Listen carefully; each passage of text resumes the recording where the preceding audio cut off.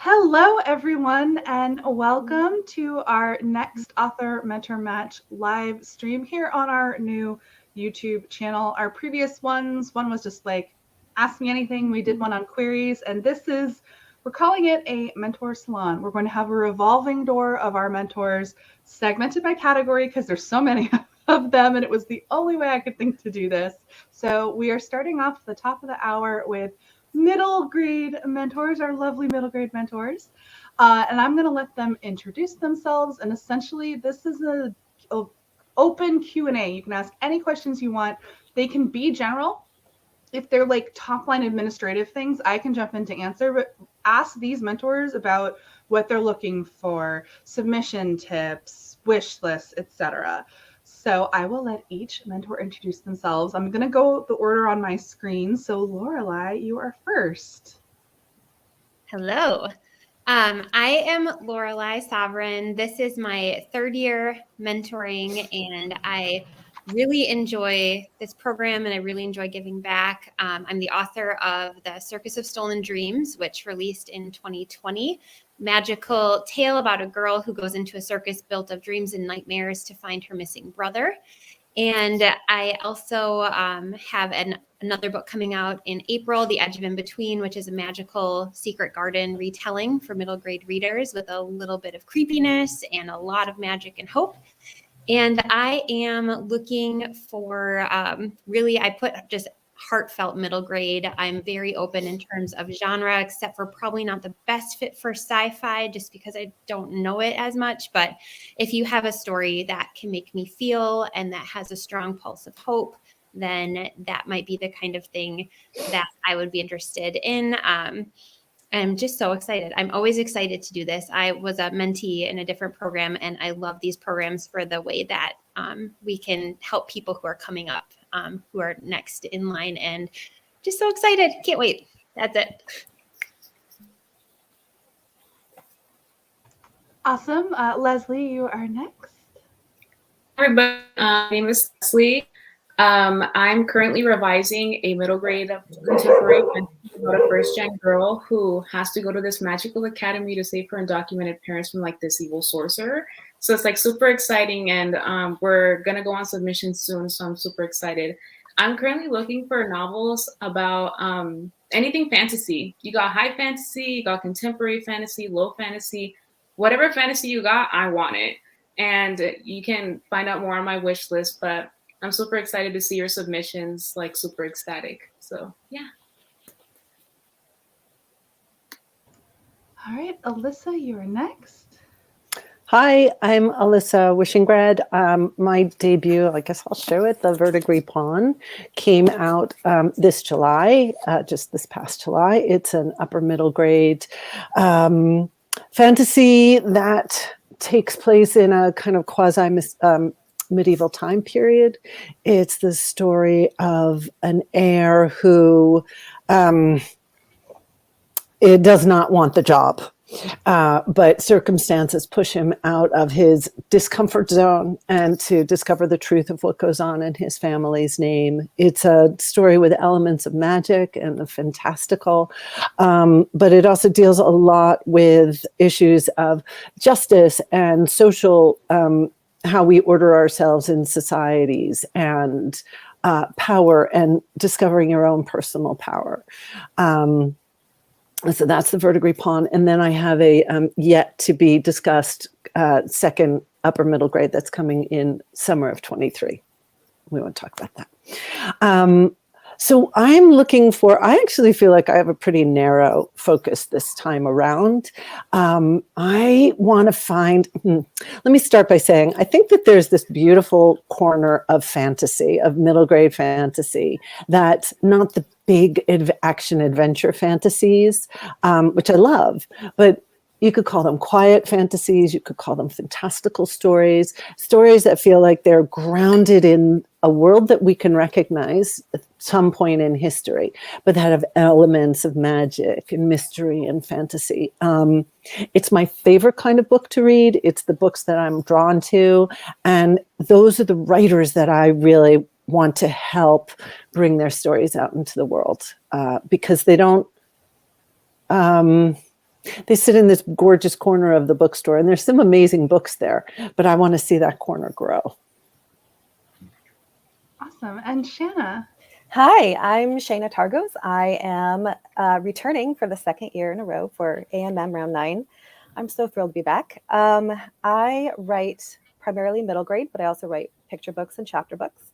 And I'm currently on sub with a MG Fantasy and am going on sub with a couple other projects. So I'm very excited. And what I'm looking for are,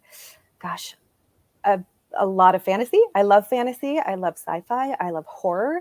I love creepy tales. And I'm just so excited for the sub inbox to open. We're fantasy heavy. That's not a bad thing. I love it. Yeah. And I always forget to introduce myself. I'm very bad at this. Hi, I am Alexa Dunn. I am the co-founder of Author Mentor Match, and I've been running it. What is time? I think it's been 5 years, which is very strange. Wow. And this is round 9. And so we pair, if you're here, I would assume you know that we pair agented and published authors with aspiring writers with complete manuscripts for mentorship. And I thank you all for being here. Thank you for mentoring. I'm like I puppet string behind the scenes, but you guys do the real work is the mentoring, which is it's a lot. And thank you so much, everyone. And let's jump in with questions. Here is one from Aaron. Tips on fleshing out secondary characters with third limited, which could also prompt a question like, what tense and POV do you guys write your middle grade in? This could be like a broader conversation, category norms, etc., preferences, and tips. Anyone can jump in.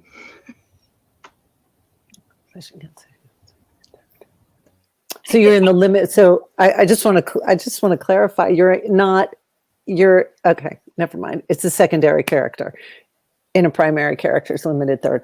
I write in fairly close third. My first book has dual close third POVs, and then there's a third kind of primary character. So I feel like I can talk to this, and I think that the answer is dialogue, their reactions, your close third response, the perspective of your close third characters, how they understand that or misunderstand that secondary character, how they process their reactions. I actually think it's a lot of fun to do, but you have to remember, if you're in close third, everything, okay, Aaron's saying, yeah, I suppose it's close third. Close third is when we can feel what they're feeling, but not hearing it in their own voice, right? So I lost my train of thought, but I think that it poses a wonderful challenge, but we always have to remember that everything that we're writing when we're in close third is through that main character's point of view. So if somebody scoffs, they're going to interpret it as a scoff, but perhaps the character meant it in a supportive way. So I think that creates a lot of interesting tension and opportunity for misunderstandings and missed connections. I also write third person, and I think the biggest thing to remember is don't mind hop. So you're sticking to your main character and your main character's thoughts the whole time, because when you jump from your main character to a secondary character, it gets confusing for the reader. So make sure you stick to your main character. And for me, I always body language. So whenever, let's say, my main character and a secondary character having a conversation, and the main character says something and the secondary character stiffens, that says something about how the secondary character feels about that thing. So for me, I always use body language to my advantage whenever it comes to like giving them personality. I actually really love this question because I write both third close perspective and I'm actually working on a first present right now, which is totally different, like a totally different twist on my brain, which I love. But when I'm writing third close perspective. I do the same thing with body language, with reactions, but I also flesh out those secondary characters with their own hopes, their own dreams, their own fears. And so on one of my books, I have a secondary character that is one of the MC's best friends. And the secondary character has a deep fear of the dark. And so I realized, oh, okay, so there's these scenes where they have to go through some very dark areas, and to show that that character has more depth, giving that fear and their reaction to being in that situation.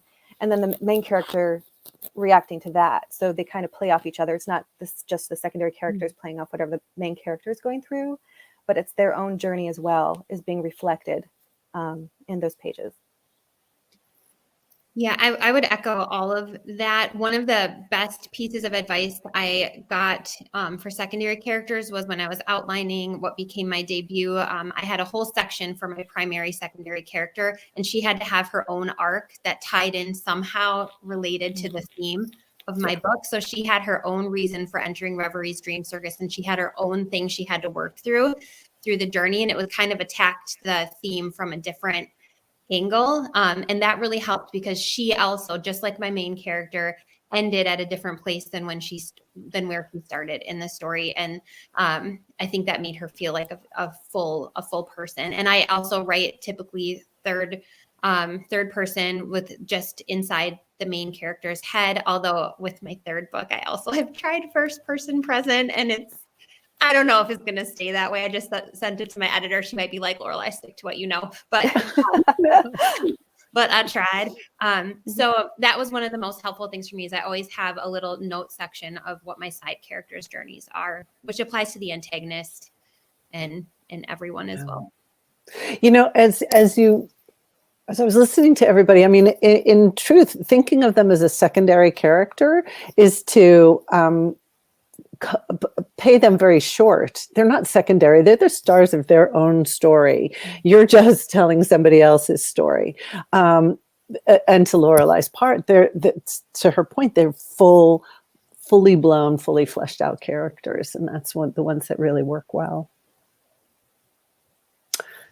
So maybe they're not secondary. I mean, I use that all the time because, I write mysteries. I guess this would apply to a middle grade mystery. I always walk through scenes in my head from their point of view, and that helps me write them. Because they should always have like the bad guys should always have their nefarious. I love that part of writing. So the word count questions have rolled in. We always get these, and I love these. These are great. So we're gonna start with anonymous question from a potential mentee. How do you feel about manuscripts on the low end of word count, around 32,000 words for middle grade? And then I will go back and forth on putting them on the screen. The flip of that is for high fantasy and upper middle grade, are you put off by manuscripts closer to 60K? So let's talk about word count, starting with lower end and middle grade and what you're looking for. For me, it really depends on the genre. So if you're on the lower word count side and you're writing a fantasy, we may work towards trying to increase your word count a little bit. And if you're on the high end and you have a genre that needs to be lower, then we'd work towards that. But for me, high word count, I think I personally don't have like a strict, it has to be this word count. It can be any word count, just as long as it's not 100K. That's a little too much, but for me, I'm okay with anything. That's why I'm mentoring you, so that we can work for that. Yeah, I agree with that. I think same thing, 32,000 for fantasy is a bit on the low side, but again, that's something that we could work on, world building aspects, kind of fleshing out the plot, the characters, the mystery that's happening in the book. And I am a chronic overwriter. So my books tend to be like huge, and then I have to scale back. And my goal is always around 60,000 words, because that's kind of a good spot for upper middle grade fantasy, kind of 60 to like 72, 73. But yeah, I tend to overwrite myself. So if yours is on the higher side, I'm totally fine with working with you to find ways to streamline your manuscript to get it kind of in the sweet spot window for querying agents. Yeah, I agree. Word count isn't anything that's super automatically like scary for me, or would be an auto no if it was low and needed more. That's something so easily that a mentor could help with. Both of my books, actually all three of them so far, end up right around 60K. That's just apparently what I write for middle grade is 60K books. But I know Alyssa's debut was longer, and so it I'm most comfortable up to that 60K range, but Alyssa made a really good point on her Instagram live that like sometimes like a story needs the words that it needs, as long as the pacing is there. So it really depends on the story, and that's like not like an automatic no for me. Right, exactly. And I think, yeah, I mean, if I see 100K, even if I see 90K, I'm going to want to see in those first chapters, in those first pages, that there's a concision, that we need all of those words. Sometimes we do. Yeah, my debut sold at, you don't want to know how many words it was when it sold. It was contracted for 85,000 words. And I think it came in somewhere around 78 at the end of the day. So, I would like to think that I am not an exception to any rule, but you just take the word count that you need to tell the story. For fantasy, 32 would be really low, but if it's something beautiful and concise, I don't know how many words the Beatrice prophecy is, but that's got to be in the 40,000 word range, I would think. So I'd like to see people get less hung up on word count and really put all that energy and focus into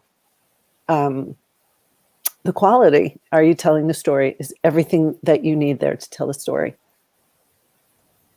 Excellent. Jumping here, a question about endings and standalones versus like how to build into a series. So what's the best way to end a book so that it's either great as a standalone or could lead into a sequel? And so often in middle grade, especially fantasy, it is about like writing a complete story, but building you build a series so you get that backlist effect. So what are your best tips for approaching the ending?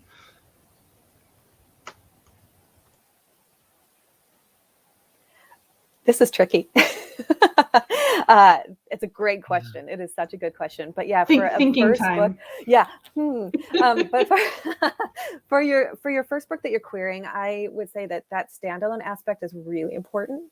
But to have a series potential is also kind of a bonus. So it's really hard to say. You definitely want a complete story. You want a journey that is satisfying. You want your character to go through a shift and be a different person by the end. You want them to achieve a goal, but you want it to be a complete story. I mean, that's kind of with the first book. You always want it to be a complete story when you're creating a series, because it is hard to sell a book with a cliffhanger because you don't know if you're going to get a chance to write that book too. So as to tips, I think really focus on one major plot point that is the full journey, and maybe have some loose ends in there that, I mean, I guess not loose, but that could potentially open the door to future stories that you go, oh, there was that one aspect in the world or the puzzle that they solved, or, a different character that they interacted with that could be the next installation for this world. Yeah.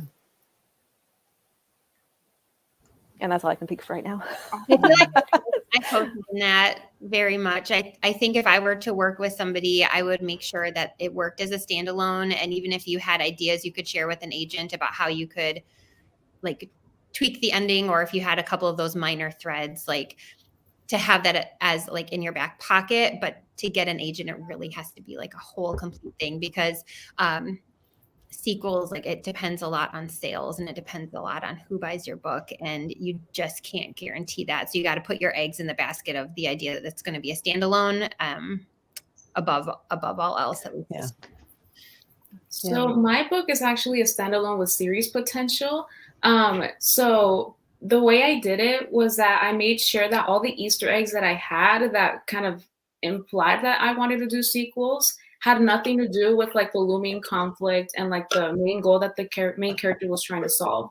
So I left like little Easter eggs, like, oh, like maybe a character Easter egg, just little things that are left loose so that it wouldn't mess with that main goal and the main conflict, because at the end of the day, you do want this to be a standalone just in case it doesn't end up being a sequel. So just leave little Easter eggs that leave a bit of loose ends so that it won't mess with the whole thing. Yeah. My book is a standalone. And I did not write it with any potential to continue the story. But I think that there's enough things there that are not tied up in neat little bows. Like one of the bad guy has gotten away and he's doing something else somewhere else. You could pick him up. I don't have much to add. I think just especially in fantasy, sewing in enough richness into your world so that there's, you have your bad guy, but you also may have his boss, the uber bad guy, or the uber bad guy, so just, yeah, I think you all said it really well. Sorry, I've got cat chaos behind me. It's hilarious, honestly. What's your cat's name? Bronte? Oh, fun. Yeah. Literary ridiculousness. I always name my cats after book characters or Brilliant. bookish stuff. I'm curious if there's a common thread linking Bronte, linking successful mentees together, ones who succeed in attracting mentors. Like, have they mastered voice or have compelling ideas? So I guess talk a little bit about, I do think this varies by mentor. She's never done this before, but like, what's that magic sauce for you? What do you see as a trend in successful submissions? So I will say, Alexa, way back in the day, I had a cat named Melville and Jane Austen. So I also, Nice. We have a dog now. Yeah, we had that long time ago. So I might kind of come at this from an interesting angle. I think for me, there has to be some baseline level of craft there where someone's ready to be mentored. And that's kind of hard to like put into words or be tangible. And it's kind of varied where that line is for me from year to year in terms of what my life capacity is to spend time on a story.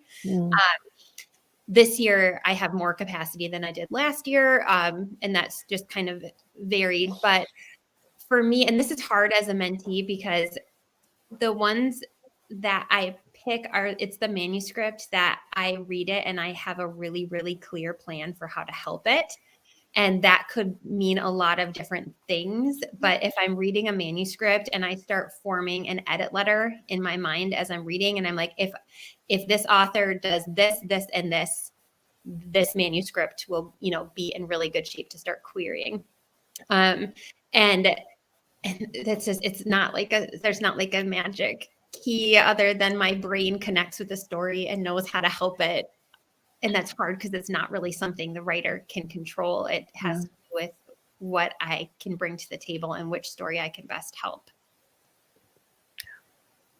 I agree with that. Yeah, whenever I pick a mentee, it's because of that connection. It's because of some kind of emotional pulse that's in the manuscript that really draws me in. It's because I see the areas that I could help, that I look at and pinpoint if this just kind of nudged this way, or maybe if this part was just rewritten slightly, or kind of story aspects that could get drowned out. That's what connects me to those mentees. It's not, I wish I could say it's this one thing, but it's not just one thing. It's kind of a variety of things that mix together in this brilliant little concoction. Yeah. Yeah, I mean, it's sort of like what book draws you. You're at a bookstore and you have, a shelf full of books that you can pick off a book to read. Which one are you going to choose? And sometimes it's this ineffable just kind of connection, right? Like just you understand it, you're hungry for more. As the question is worded, the example is, have they mastered voice or have a compelling idea? And for me, it's got to be voice, because compelling ideas is fabulous.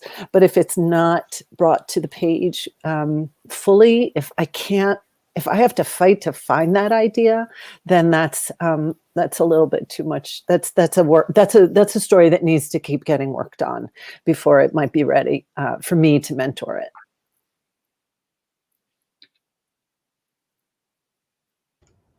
Awesome. And I'm obviously not mentoring middle grade, but that's just a great general question. That for me personally, and I think for a lot, it has to be both. It has to be the idea and the voice. Like I personally can't do a great idea if the voice isn't there. So it's just, but I would say that's like the magic sauce. Usually it's like a well-defined, sharp idea with voice that you can't stop reading. It's just magic. Here's a good question. Is there any advantage to applying at the beginning of the submission window? So a couple of you have been mentors before, so you can speak to this a bit, and I can speak from an admin point of view. No. However, I did observe the longer it was, so in the past it was longer, that it was because mentors are in the inbox from the word go. So they, because I'm weak every year and I can't not let people in. And so I found the longer the window was, that some people would fall in love early, and every round things submitted on the last day would be amazing and would get mentors. But I still didn't like I purposefully shortened the submission window because I've found that a sweet spot shorter is better. Not too short, not too long. So no, there's really not an advantage to earlier versus later because I've shortened the window. But the mentors who have done this before can speak to their experiences of how they tackle the inbox. Because there are also mentors who will not look at any submissions until it's closed. So it does vary. Yeah, I'm not one of those. I'm like, oh, there's submissions, and I just start watching them from the beginning. And this may sound like a cop-out, but I would say submit as soon as you have a strong submission. Don't rush it because you want to beat some deadline in your head. But also don't sleep on it, right? Because you do run the risk that somebody has already fallen in love. But take the time that you need to really craft that submission. That's what I would have needed to hear as a potential mentee. Yeah, I agree with Alyssa, because I've done this a couple times before with different programs. I never fall in love with the first thing I read. I love to read everything, and I don't necessarily read things in order. So I take my time actually when the inbox opens and I start a spreadsheet. And so that takes me a little bit to kind of input the stories that have been submitted to me. Sometimes I'll have a chance to dive into those pages, but honestly, with real life stuff, I can't just dedicate all my time and focus onto the submission inbox. So don't stress about submitting like right away, thinking that you'll miss your chance if you're not one of the first. Take your time, make sure it's exactly where you want it.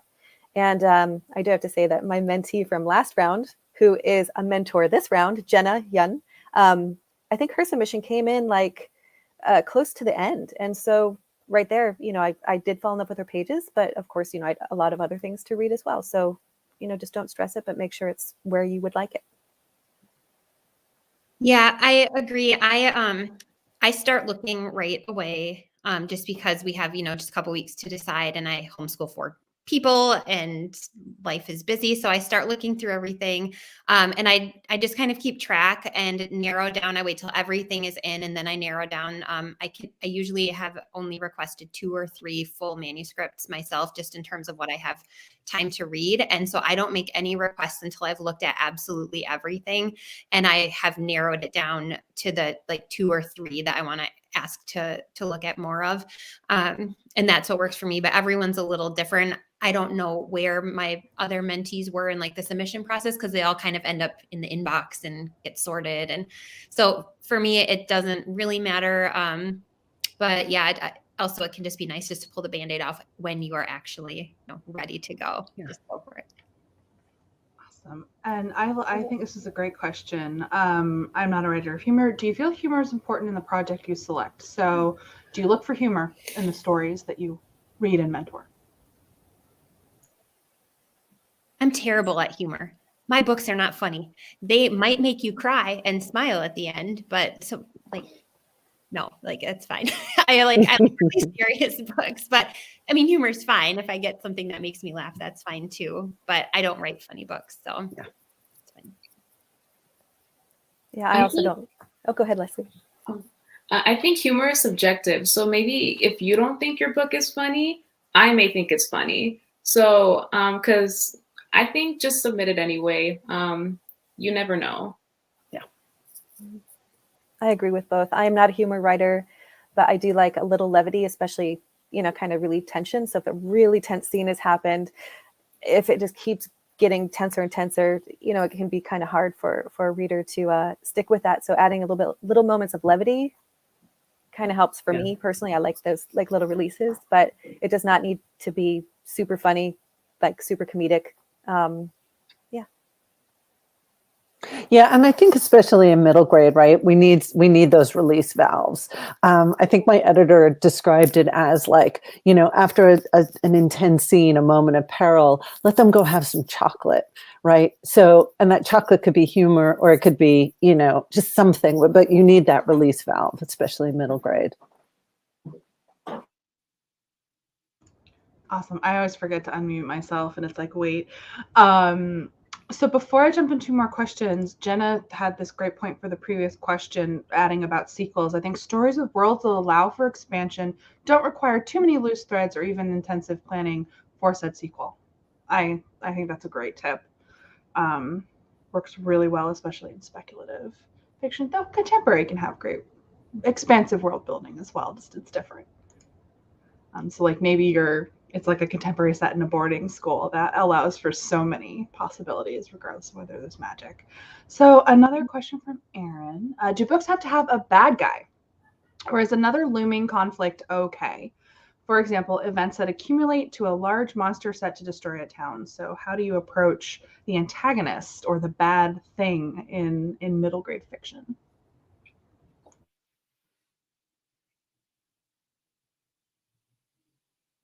Well, I mean, an event, a weather event, a ecological event, an asteroid heading towards, your planet. I think those are all protagonists, right? They're all things that your main character has to act against. So I don't think it has to be personified in a bad guy, a villain, a person, an evil woman,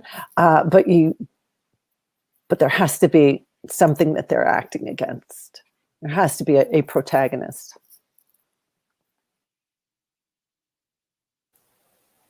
Yeah, I think that having a looming conflict is fine as long as you have those reactions and that build and that tension and the plot points, that force your character to face an obstacle. I think that should be fine. Essentially, it's a ticking clock. We love a good ticking clock. That's one of my favorite structural devices because I'm not someone who naturally tends towards plotting. So I love ticking clocks because it forces you into a pacing structure that is really great. So Agree. I love those.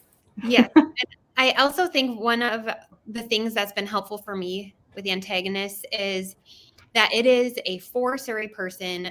At least in my experience in my books, this is how I've structured it. And I'm sure there are exceptions. So like, it's hard to say any blanket things in books because there's always like, but this one didn't do that and it was great. But the antagonist has been most powerful for me when I'm reading or writing when it works against your main character's arc, where their journey, their emotional growth, it works and pushes against that versus just kind of being a random event. It can pack some more emotional punch when it's tied into your theme, whether it's a person or a force of some kind, but that can just help it resonate at a deeper level.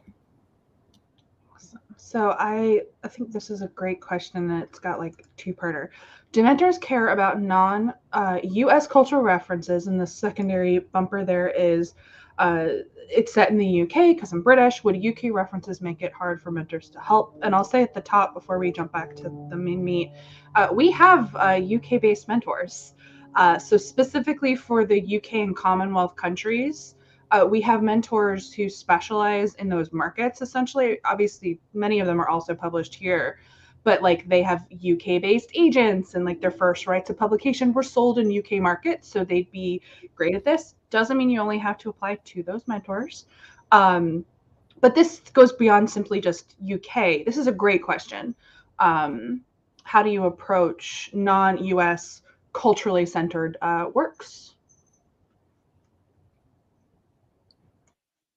I definitely encourage this because the US is already very US centric. So I think more books about different cultures, whether that's African cultures, Latin American cultures, the UK, whatever the case may be, just give me all of it. I want to read, I want to learn more. And yeah, don't fear that your book won't be understood if you submit it. Just submit it anyway.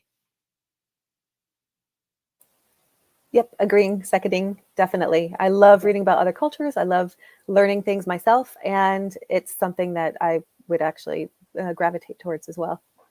My round 7 mentee is Danish. And so there were a lot of references in her story, and it adds just, a wonderful, rich wealth to the story. It's not for me to say, oh, editors are going to tell you to change that, right? There may be editors who say that, or there may be agents that tell you, oh, you can't, you need to clarify that for a U.S. audience. But that's not my focus, right? Yeah, I also am very interested in stories that represent the diversity of the world that we live in. So that's awesome. My agent's in London. So yeah, I don't know that would be any sort of a problem, hopefully, for anyone. I also want to believe we've come a long way. I know we still have really far to go, but this is such a silly reference. And I'll also acknowledge that, we're all reconciling our feelings about Harry Potter, but even just that, they used to Americanize them, and they really backed off doing that. As I know the series obviously was massive, but I feel like we don't do as much of that for US based audiences of like, no, you must change this because if a kid can't handle saying jumper instead of sweater, their brains will explode. So I feel like we've come a long way in terms of Americanizing stories, I hope. So yeah. This is a great question about world building in middle grade. How do you balance world building? Gray felt that their first draft was too heavy on it, but then went overboard cutting it in your second draft. So how do you balance world building in a middle grade fantasy with character and story?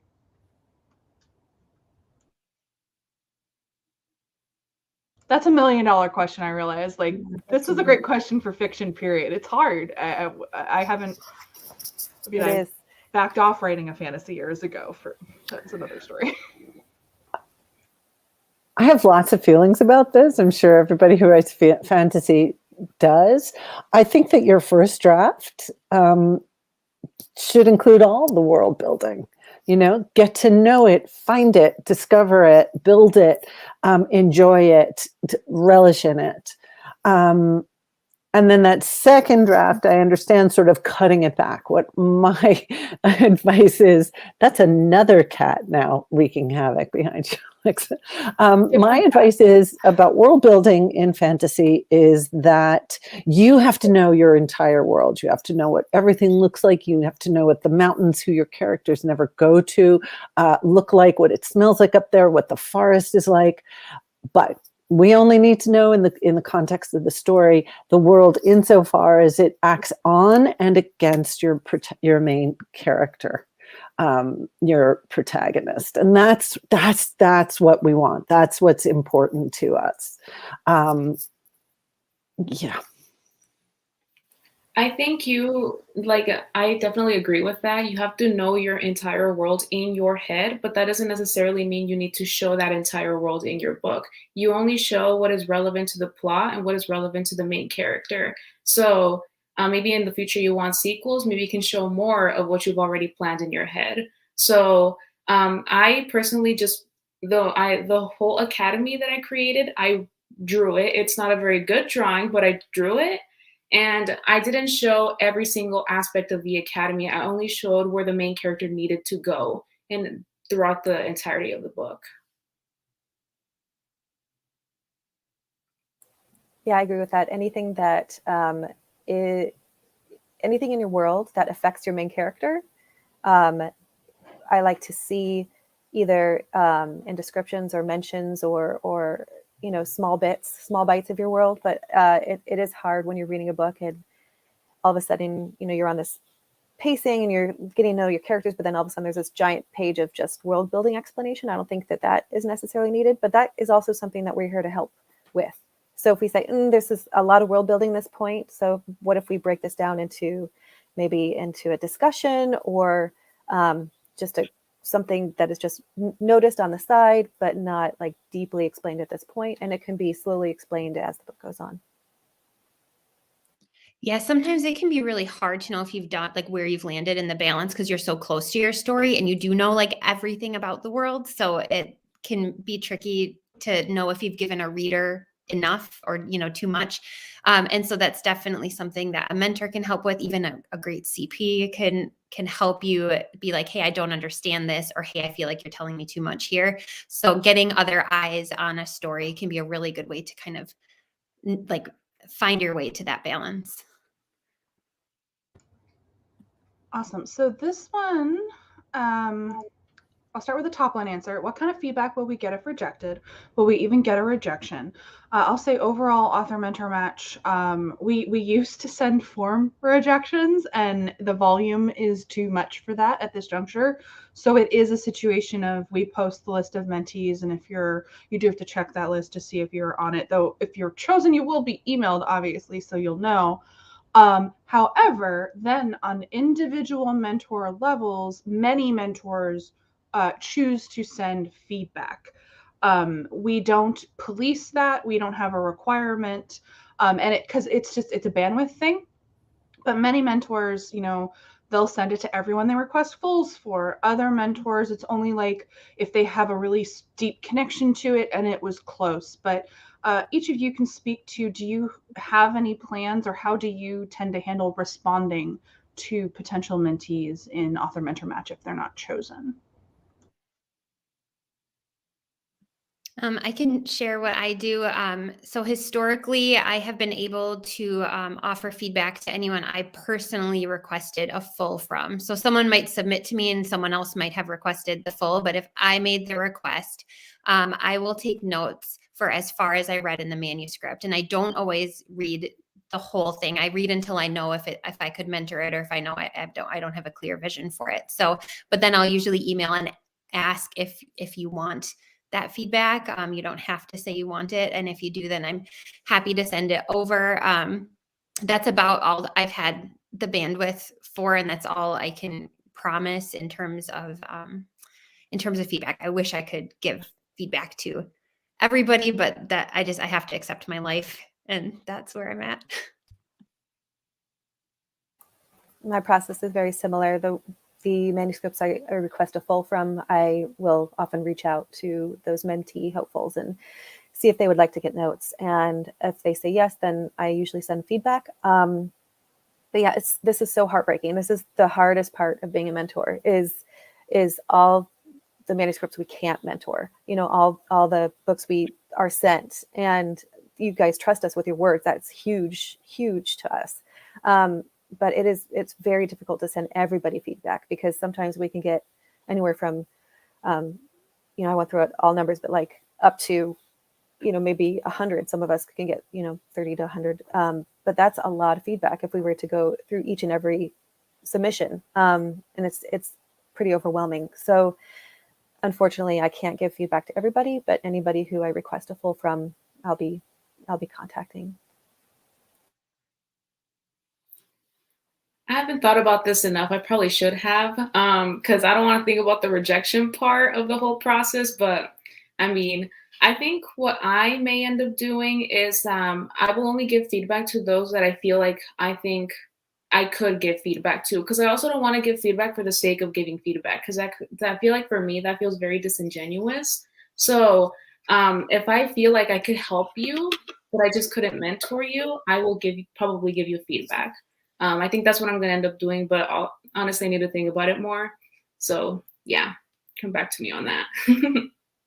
I feel I'm starting to feel like the syntax police, but I would encourage mentees not to think about it as a rejection, right? We're not in the business of rejecting you. We're not in the business at all. We're just looking for a book that a manuscript that we feel personally that we can help get to the next destination. So if you can recontextualize that from a rejection to it just wasn't, it didn't click, it keep going. If you don't match with a mentor in this program, connect with other potential mentees, make those connections, find partners.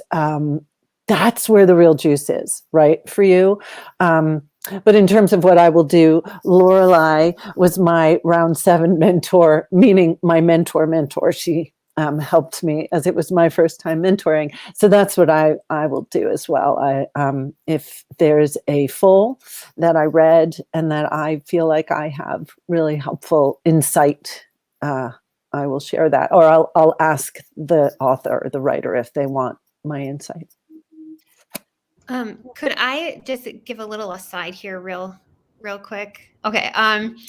Along those lines, Alyssa, like in terms of like contextualizing this experience and whether or not you're on that list when it's posted, I applied to every mentoring program that existed for a full year, and got picked for one of them at the very end. But I also have friends who never got chosen as an official mentee in any program who have agents and book deals now. So this it's a great, awesome thing, and it can be so helpful, but it is not the only thing. And I think the thing that differentiates those who make it and those who don't a lot of times is perseverance and continuing to go, and also leaning into the community aspect of these things. You can find critique partners by looking at people on the AMM party hashtag or trying to connect on social media with people who are submitting in the same category as you. And you can find writer friends, and they can help you push your craft forward too. And that was one of the most beautiful benefits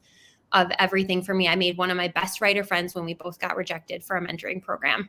And we are still great friends today, and we both have books out or coming out. So you can look at this experience in a much more broad level than just if you get chosen as a mentee or not, because it is really about who we love the story of and who we know we can help. And just to add further to that, it's practice. You're practicing submitting, you're practicing querying, you're practicing putting your beautiful, precious words out there. And you're going to have to do that a lot in this business, even after you sell your first book or your 12th book. So, yeah.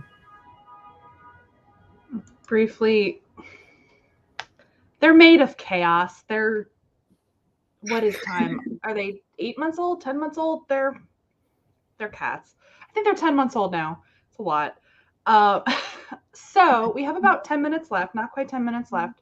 So I want to throw up, we have 2 more questions. So briefly, this one, their submission is a younger middle grade book set in the real world, but involves a magical character. What genre might this be? Contemporary or fantasy or both? How would you, what are your first thoughts? I know it's hard not knowing the whole book.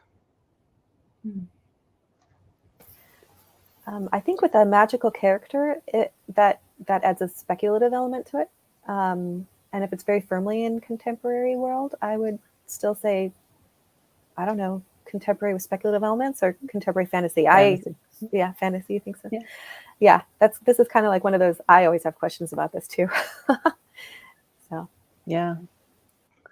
Fantasy covers a really, really wide berth. Oops, I'm going to mute myself because my dogs are barking. But fantasy covers a lot of terrain. So yeah, I would say contemporary fan.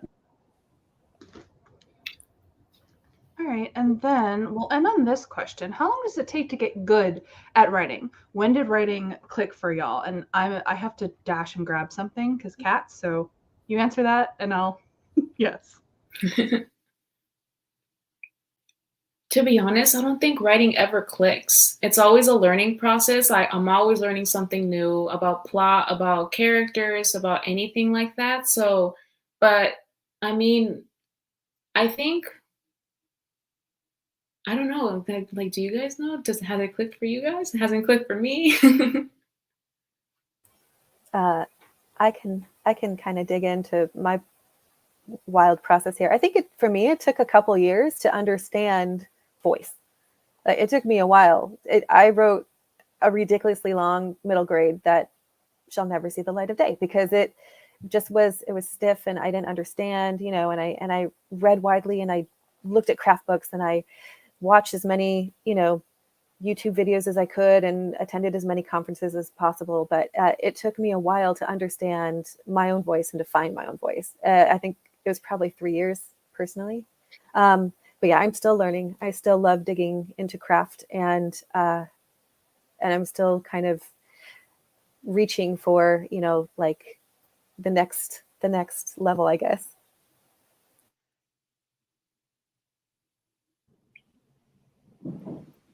Yeah, I think I can speak to my personal journey because it's not like a one size fit all thing. But there was a period of time when I was trying to prepare to query where I kept track of word count. And there was like a year where I wrote 300,000 words and I added up that it took about 2 years and close to 1 million words probably. And I stopped keeping track at that point because it was getting absurd before like I got an offer from an agent of representation. And there's also a shelved manuscript in that part of my story.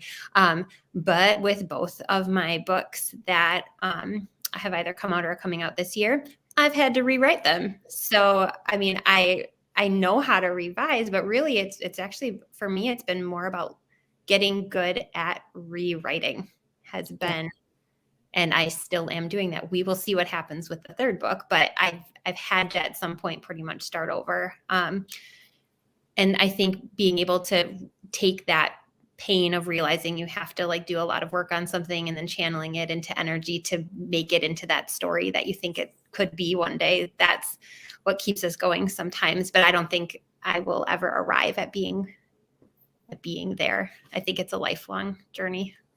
I think it's also how long did it take me to feel confident in my writing? I think that's like a different way of phrasing the question. I think that I feel like once I learned how to revise and to not rely on others' feedback to make me realize I'm a good writer, I think that's for me when I started feeling confident about writing. Like, oh, okay, I don't need someone to tell me this is good for me to feel like it's good.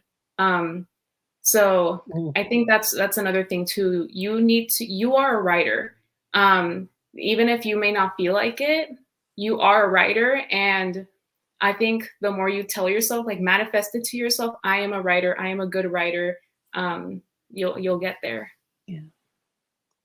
I think that's great. I think that's really wise. I think also you have to remember the goalpost is constantly going to move, your own goalpost.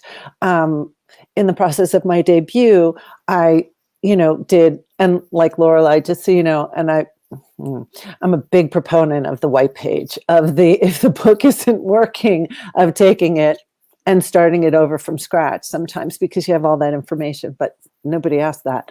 But in the process of drafting my book for my editors and then going through, 2 or 3 developmental edits, every time I picked that manuscript up, I was a different writer. I was a better writer. And then we went through copy edits. And then there was like maybe a couple of months before I had to do past pages. And then I was a better writer each time. And that's why you hear authors say they pick up their books that they wrote 5 years ago. And they're like, oh my God, I can't believe So the goalpost is always going to be moving because you are always going to be improving your craft. But yeah, if you're writing, you're a writer. And keep writing. Absolutely. I think that's a perfect place to stop with our lovely middle grade mentors. We have some YA people waiting in the wings. This is a whole production. I've never done this before, the whole in and out. Thank you everyone for your amazing questions. Thank you all of you for joining us and answering questions. I mean, submissions open in a few days, so this is one of the last of our like events, which is bonkers. But you can always ask questions on Twitter, tweet at the mentors. And yeah, I'm so excited for submissions to open. Middle grade is always really fun. Like it's like small but mighty. Like the submissions are always amazing. So if you're here and you're watching for middle grade and you're thinking of submitting, definitely submit. And everyone, you all have a lovely Sunday. And yeah. Thanks for having us. Thank you. Yeah. Bye, everyone. Bye. Bye.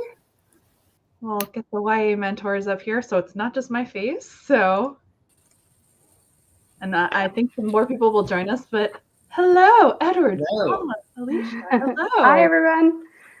Oh, with the changing of the guard. So we do have a few minutes, so some more YA people might trickle in. But would you like to introduce yourselves? And Edward, you're first on my screen, so if you want to go first. Sure. Can you hear me okay? Just like make sure the mic's working. Fantastic. Yeah, I'm Edward Underhill. I'm a mentor for YA. I put YA contemporary up on the screen, but I'm also open to historical, to fantasy, contemporary fantasy, some other stuff. So you can just find that on my mentor page. And my debut novel called All Was the Almost is coming out in spring 2023 with Wednesday Books. Anything else that I should add? Oh, you're good. Okay. Yeah.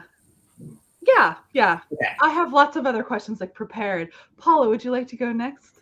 Sure. Hi, everyone. I'm Paula Gleeson, and I'm mentoring YA, mainly in the mystery, thriller, contemporary, and horror genres. And I'm currently on submission for my YA history.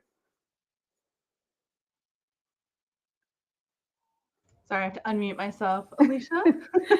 Hi, everyone. I'm Alysha. I am mentoring for YA, science fiction, fantasy. My absolute sweet spot is historical fantasy, so keep that in mind. I'm actually on submission with a middle grade science fiction right now, but I write across all age categories. But YA is my sweet spot, so that's why I wanted to mentor. Just in time. Hello, Kate. Hello. You want to introduce yourself? It's your turn. Like literally perfect timing. Perfect timing. Hi, I'm Kate. I am a YA sci-fi author, and my debut Mindwalker comes out in the fall. All right. Well, and actually, what are you looking to mentor? We'll just tack that on as a second question because. Oh yeah. Excellent question. So I'll be mentoring YA SFF predominantly. So that's sci-fi, it's fantasy, and it's speculative fiction. I'm sure we could talk about sci-fi on this AMA. We'll see people ask questions. So for those just joining us, or if you've been here already, ask questions, all your burning questions. They can be general. If it's really top line, I can answer as the admin, but like ask specific questions of these mentors. This is your chance to like ask them what they're looking for. I mean, don't pitch your books necessarily, but you can ask advice questions about the whole process and mentorship and whatnot. Oh, thank you, Gray, getting us going. Advice for people targeting the lower end of YA. Every time the industry talks about it, I do this a lot. The consensus seems to be that it's no man's land. So I'm assuming you mean like that wibbly wobbly area of like 14 and 15-year-old protagonists, probably. So does anyone have any thoughts on this? I feel like most people are upper YA writers nowadays. I know I am. So do you have any thoughts on this? I actually did. The first book I was on submission with was a lower YA. And it did not sell, but most of the editors were really nice. They didn't reject off of the age. there were a handful that worried that like their team wouldn't be behind it because of the age, and their thought process was bookstores don't have a shelf for that age range. Like YA now is much more upper 16 and up, and then like middle grade is like 13 or even 12 and down. But as a bookseller, I also know that like we're in that weird spot of having those kids come in asking for, like, saying that they don't want to read middle grade books, but their parents are like, they are not ready for like the majority of YA books. So I'm hoping that the publishing industry does figure it out. I don't know. Once you guys know how to pitch that to publishers, let me know. There's no easy solutions, are there? It's because the publishers will always be like, there's no place in the bookstore, and it's like, it's the same reason new adult just isn't fetch isn't happening, because trad pub and the bookstores are like, nah. I mean, Barnes and Noble does technically have a shelf, but it's a small selection of self-published books that they've actually picked up to stock. They're not usually trad pubs, which I just find it fascinating, the bookstore part of it. Let's see. We've got a lot of the questions are flowing in, and I love this. I also have a couple in reserve from earlier in the middle grade portion that would be general and apply. So here's a good one. Like, what kind of characters are you hoping to find in the projects that you choose, i.e. diverse, gender flipped? My mind, I assume this means like a retelling or something, like flipping what we're used to seeing. Someone with a troubling flaw. Like, what character specific things are you looking for? Yeah, I can go first, I guess. I feel like this is going to vary as an answer for each of us. So I think, like, first off, give me all your diverse characters, give me all your queer and trans characters. That's absolutely what I'm looking for. And I actually say on my mentor profile that there are a couple of categories where I'm much more likely to go for it if it's queer. But I think in terms of just like what your characters have in themselves,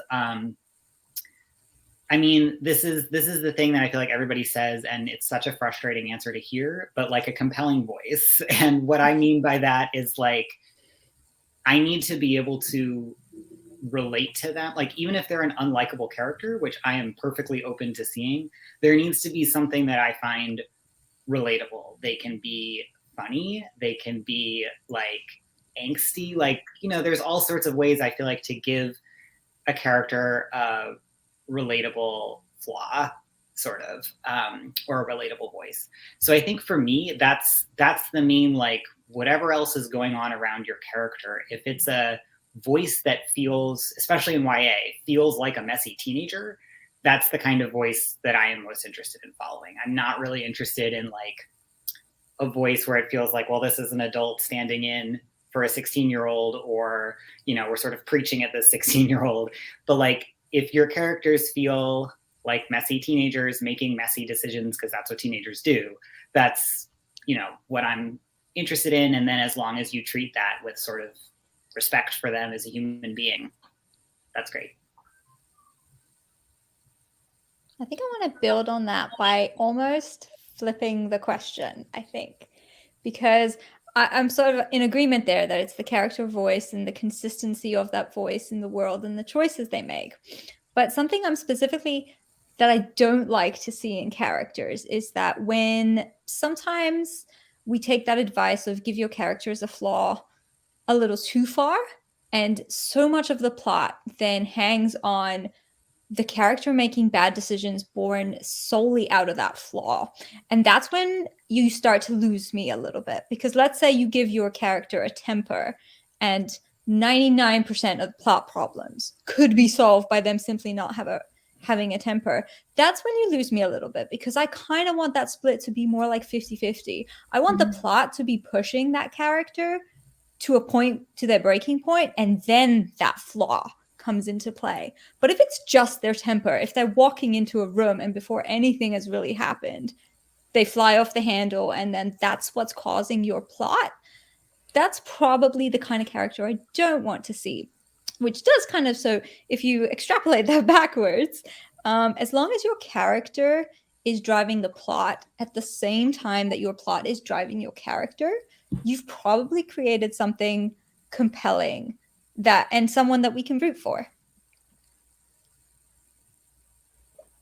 Yeah, that makes perfect sense. Yeah, I totally agree with that as well, Kate. Yeah, for me, character is kind of everything. I mean, even if you're doing mystery, thriller, or horror that's really genre-based, it all comes down to character. And I know voice is really hard to teach, but at the heart of it, like, because I come from a filmmaking background, that will be something that with my mentee, I'll be working really hard on is if you know your character, then I think the story really just flows from that. And you can, I think it's what you're saying, Kate, with the plot. It just, if your character knows what they're doing and what their heart is, and even if they're flawed and they're messy, which is awesome, it's just, yeah, if you can get to the heart of that and work really hard on that character, then I think everything else will flow.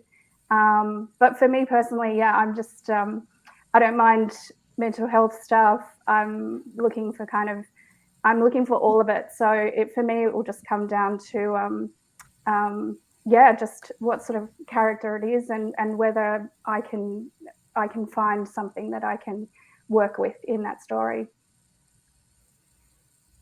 I'm going to steal everyone's answers and say yes to all of that. Yeah, I'm not looking for any like one specific type of character. It's how everything culminates with the character. So, and a reason why behind it. Like, you're not just gender flipping in order to like hit a trend or for the only purpose of being able to say it's gender flipped. Like, there's a reason. Where character meets theme. Not to be heavy-handed about themes, but yes. Like, you should have a reason for doing what you do with your characters. I like that as well. Not that I'm mentoring. This is a good question. For any of you accepting romance or hybrid works with romantic subplots, how much of the story should be about romance? Romance in what you hope to mentor. What are your thoughts? How long is a piece of string?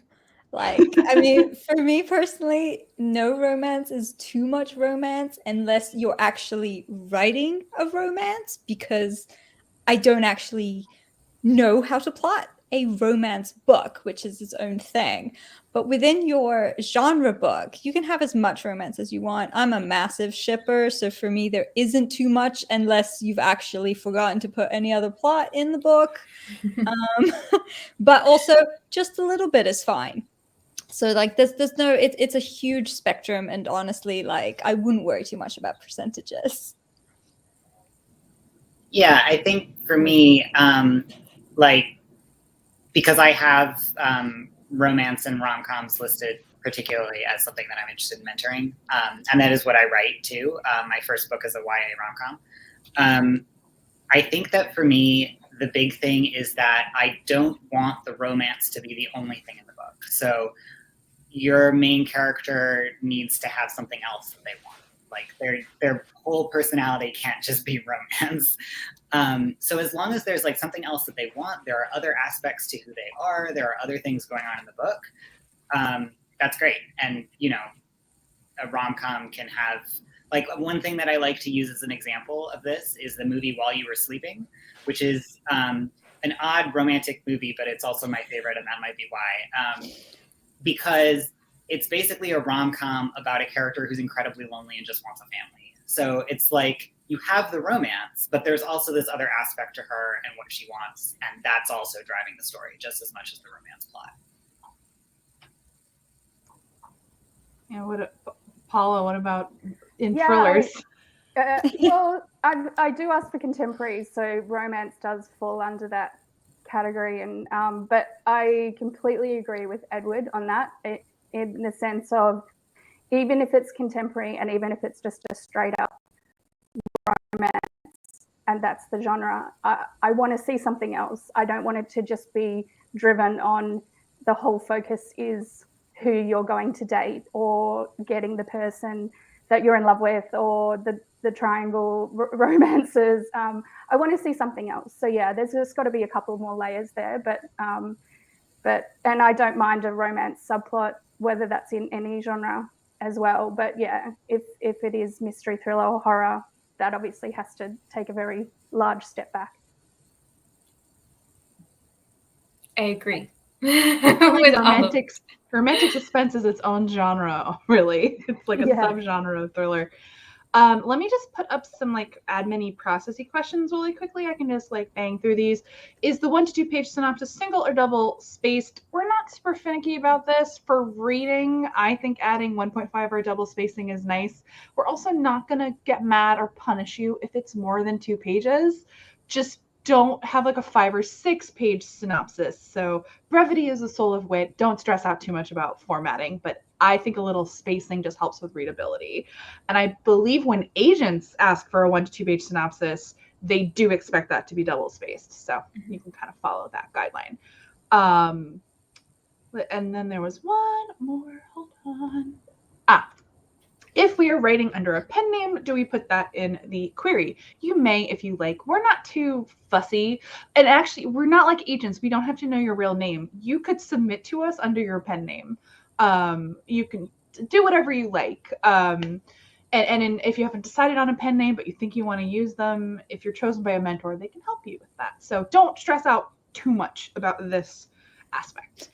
If you are using a pen name, however, and you want it to be the name used in the announcement, we do need to know that. So submit under whatever you would want to be publicly known by if chosen. Though I'll tell you, we have changed people's names on past mentee announcements. Like we will do that for people if they like. So we're not fussy. Let's see. Does anyone have any feelings on seeing comps for a self-published book in like an X meets X situation? I think it's just a case of if it's quite niche and you're thinking that purely because it's self-published and not in stores, a lot of people might not have heard of it, then it's not actually doing you very many favors as a comp. The point of a comp is that somebody goes, oh, I know that book. That book is like that. I like this book, or this book isn't for me. So if you're naming books that nobody has heard of or aren't on the radar, then you're really just adding something to the query that's not adding anything. Whereas if it's a really popular self-published book that made it into trade stores, or everybody's talking about, or, you know, if right now you're comping Ice Barbarians, I know what you're talking about. TikTok books.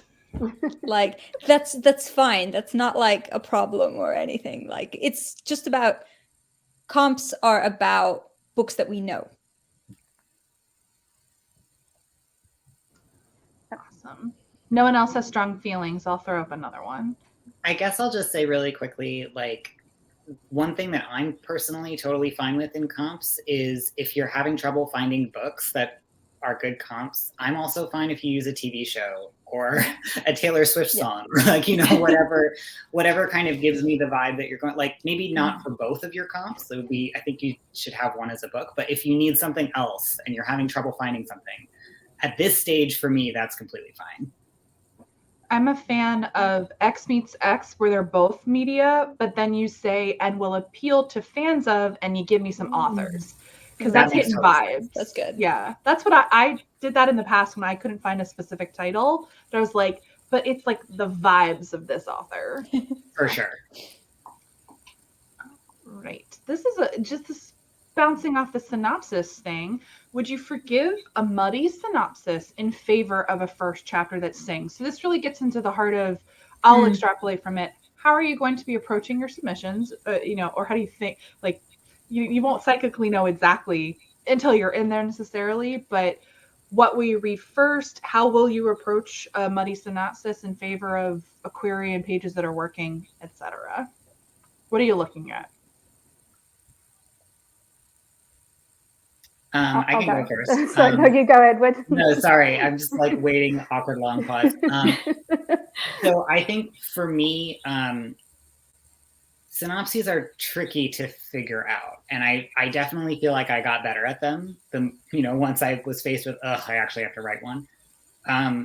But for me, that's probably the thing I will read last.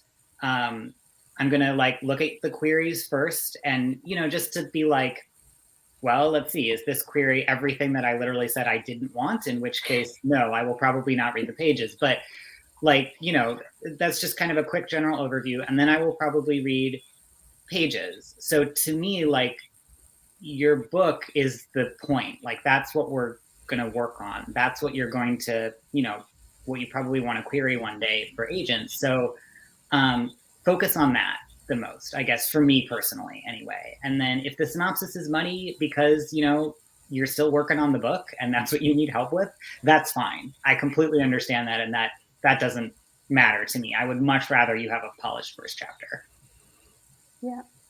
Yeah, I agree. For me, it'll definitely be query first, then I'll dive into the pages, and it won't be until I get to the total 50 pages. If I've read all of those, then I'll dive into the synopsis, but probably not before. And especially with mystery and thriller, I just find you lose the read a little bit if you know the ending. So for me, I'll probably be a little bit hesitant to touch those, less so with horror and contemporary. But yeah, I love writing a synopsis. I'm one of those people who's just like, I love that part of it versus the query and everything. So if you're my mentee, don't worry about it. We'll work it out.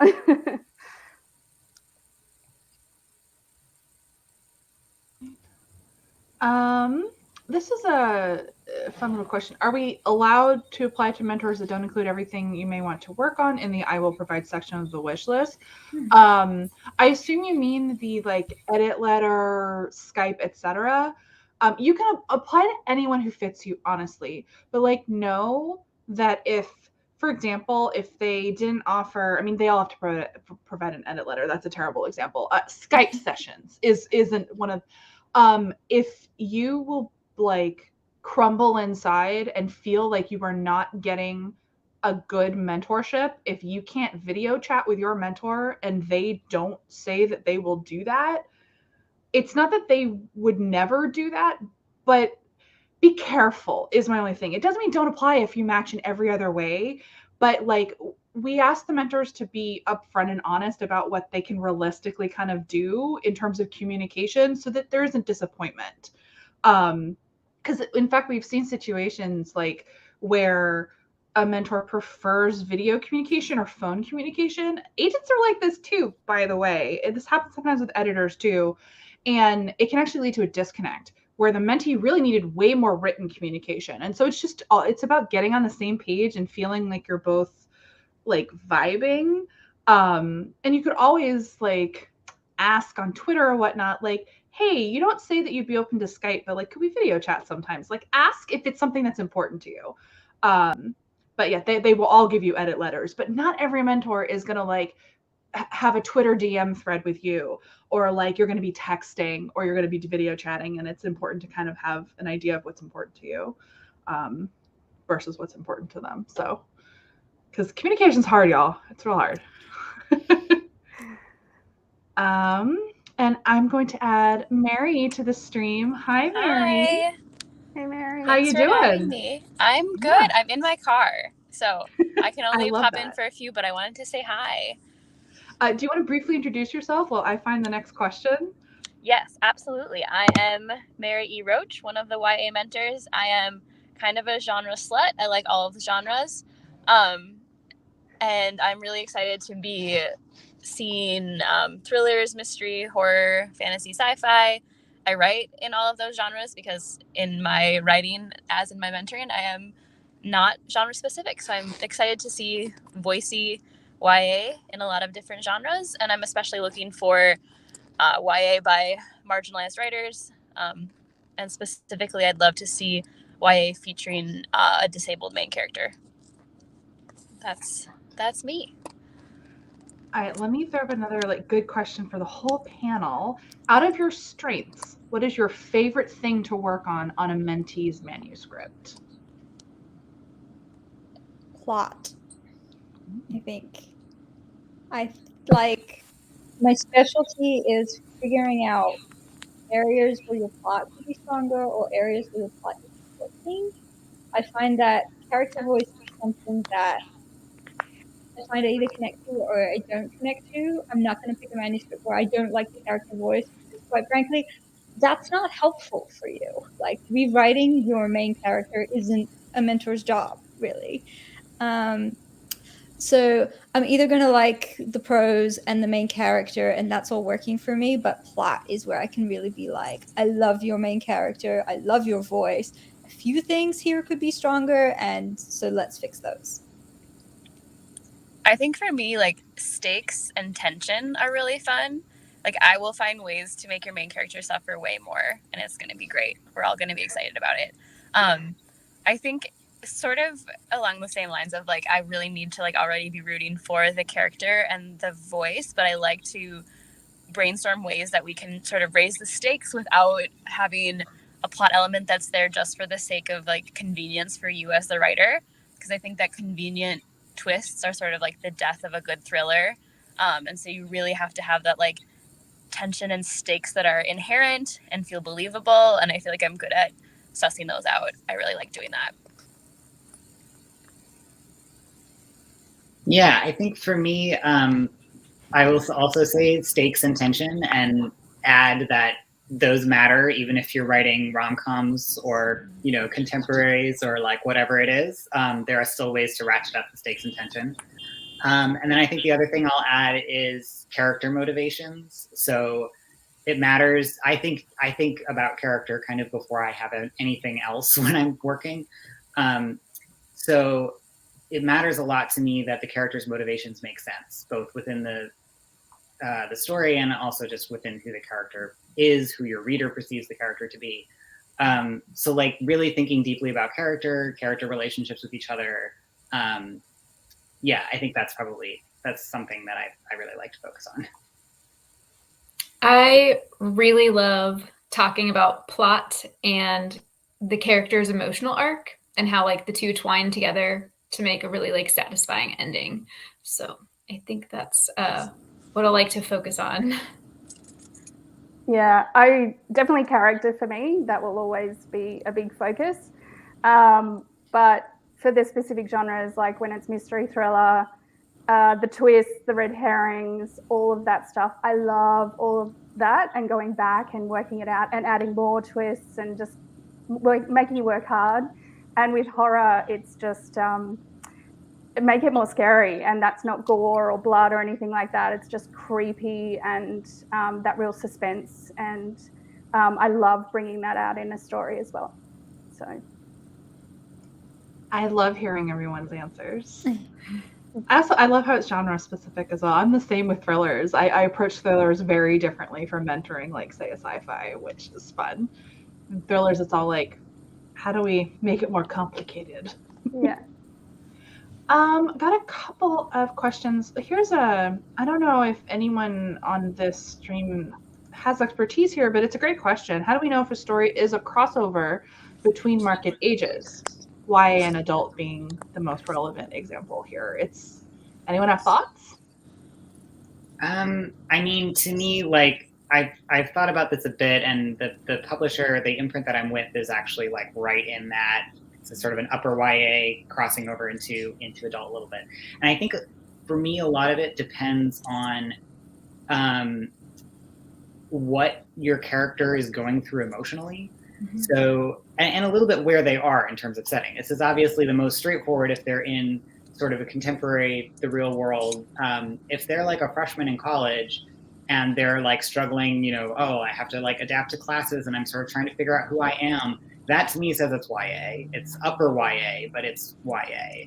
If the character's in a more adult setting, and you know, I don't know. I think it's like a little bit about what the character motivations are and what the setting is. If your character is a senior in college and they're thinking about looking for their first job and like trying to kind of figure out how to move in the adult world, that skews it more adult to me. But I think like there is a crossover space where, especially for college age stories or for characters who are in their early 20s, I mean, I think like to me, Red, White, and Royal Blue is a little bit like this, that it's adult, I guess, but the characters are still experiencing things that are very in YA too, and especially for folks who are starting college and trying to look for something that's going to to fit their interests. I think there's totally space in there, and it's just kind of about where, in terms of like which mentors to submit to, it's a little bit about like analyzing where your character is emotionally and in the space that they're in. I think I'd also add that it's about the kind of this probably applies more to sci-fi and fantasy, but in the sort of tasks that your characters kind of start off the book doing. So I would say think about it like the YA fantasy where the character finds out they have powers, and the bulk of the first book is them coming into their powers and learning how to use them. That has a more YA feel than the character found out they had powers when they were 10. They've been training since then. They're 18 now. They're really good at what they do. And the plot problem doesn't stem from them learning to use their power, but instead something has happened in their job. And let's face it, in YA sci-fi and fantasy in particular, a lot of characters have jobs at 17 and 18 in the way that we don't really have in the real world. So I think if you're coming into that character's journey later in that sense, you're probably sitting more towards the crossover line. And I say that as somebody so my debut, the character literally is crossing that line of like, she's not only really into her job process, she's kind of nearing end of life. So it kind of sits in that, well, I'm not discovering my powers for the first time, which automatically gives it a little bit of an older feel. I really like that distinction. I think that I love that upper YA space, and I think that's a really like succinct way to put it. As I think if your character spends a lot of their arc impacted by like the past and maybe grappling with some like grief or survivor's guilt or some of those things that are fun to have in like a sci-fi or fantasy setting, that sort of tends to skew towards that new adult space, the non-existent new adult space, right? But sort of that crossover space. I wish it was a real space that we were allowed to play in and categorize. And then I think that something that is more firmly YA is definitely they're still coming into their own, whether that's powers or magic in a fantasy or sci-fi setting, or like Edward was talking about in the contemporary setting as well, how even that sort of first year of college can really be a coming of age story. I think it's, for me, what I want to see in that space specifically is I love those 17, 18, 19-year-old protagonists. But I love having that sort of edge of they're still coming of age, but they're also grappling with these like very big, very adult issues. So I know everyone sort of gives Six of Crows and Casbreaker some shade for not being totally YA, right? Because they all like are dealing with some very, very adult problems, and Casbreaker runs a gang, right? Like it's super not something you would see in the real world. But I actually read those as like a young teenager and was like, I love these kids. Absolutely. This is YA. And then like reading as an adult, I'm like, oh, these characters do read very old. But I am looking for something that is in that space where those characters have sort of lived through a lot. And some people might feel like this reads adults. But to me, as like a teenager who lived through some very adult experiences, like I love seeing stories in that space, because I think that there's a very real need for stories where teenagers and young people are grappling with very adult problems. So that's sort of a tangent off of this topic, but I wanted to throw that out there, that I love that space for that reason. Like I think it's a very important space and very important stories that are being told. Awesome. And I'll just say briefly that it does vary depending on your genre. It's more clearly delineated depending, because I think about thrillers with this all the time, and I've had to straddle this line with some of my concepts as well. The current thriller market is pretty clear. Like if it's set in college, 99.9% of the time, they're just they won't let you get away with it being a crossover, because the adult thriller market supports college set stories. You gotta kind of play with it. That is an entire treatise that I have thought. Meaning Sadie is an exception. It has not yet set a new rule for YA. I'm like, everyone's like, that's YA. I'm like, yes, but it's crossover. That is like, I can recommend Sadie to an adult thriller reader with very few qualifications, because it reads like a crossover adult book. Also, And- Courtney Summers can do what she wants. Yes. And and that's the thing, like, I love that book was published as YA, but I was also shocked because I was like, oh, this reads like an adult thriller. It's great. That one sits on a line that's kind of tricky. I love this market stuff though. Here's a like more like specific question, but curious if any of you have thoughts or insights. How would you query a YA fantasy / mystery standalone when the hook is that it's a series of companion novels in the same world revolving around the same mystery? Think Nancy Drew, but only like 4 or 5. So I guess like a detective like type character is the idea. Like, how would that work? I mean, I guess the main thing is make sure that the first book stands alone. For sure. Yeah. That's what my first thought was. Well, the hook shouldn't be that it's a series. The hook needs to be the story hook. Made me think of, this isn't YA, but made me think of the middle grade series. Now I can't think of the title. With Lock and Key? Not Lock and Key. It was like they were kids in like a paranormal setting, but only kids can see the ghosts and stuff. So they're the ones, like the adults run this like agency, but the kids are the ones that are like dispelling the ghosts and all of that. And it's a whole series, and so like each book has a mystery that they have to like uncover, but it's a very fantastical world. But yeah, the hook was not that it's a series. The hook is the storyline of that first book. Yeah, that was my first thought as well, is I would go back to your query and the drawing board and ask yourself, what is the hook of this book? Pretend that you're only going to get one. They're going to buy one and see how it's going to do, and they're not even going to talk about books 2 to 5. So you need to find a hook for that one, because if you're pitching it as, if your first thought is, I can't think of a hook other than it's a bunch of interconnected novels, then you might want to look at your inciting incident and your plot problems and see how you can get a hook on the page. I can speak to this briefly because my mentee last year wrote a mystery about this. It's like a teenage detective, and it's brilliant. And she was like, I have plans for like 5 or 6 books. And I was like, that's great, but like you have to query this one. And so we worked really hard to pull out that hook and make it a standalone, because she had initially ended it on a very like intense cliffhanger. And I was like, it's really hard. That's a really hard sell. And so we shifted it slightly, and she's actually in the process of fielding several offers from agents right now. So she was successful in querying that.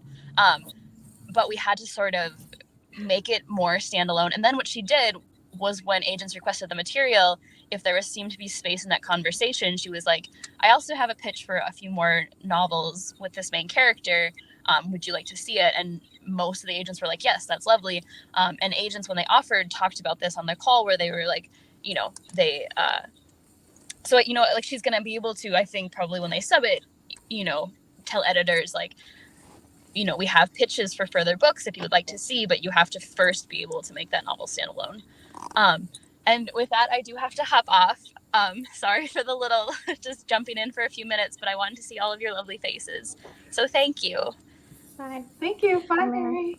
I just want to actually add something to that, because I've literally just gone through, I'm currently writing a companion as my book 2 on my deal. And something that I learned through the submission process of that was that companion was actually not guaranteed on sale. So, we got an offer for 1, and, we had a couple of offers. So we pushed them and said, will you do 2? And, they went to 2 books, and we tried to get them to agree to do that companion at that offer stage. And actually, that was something they weren't willing to do at that stage.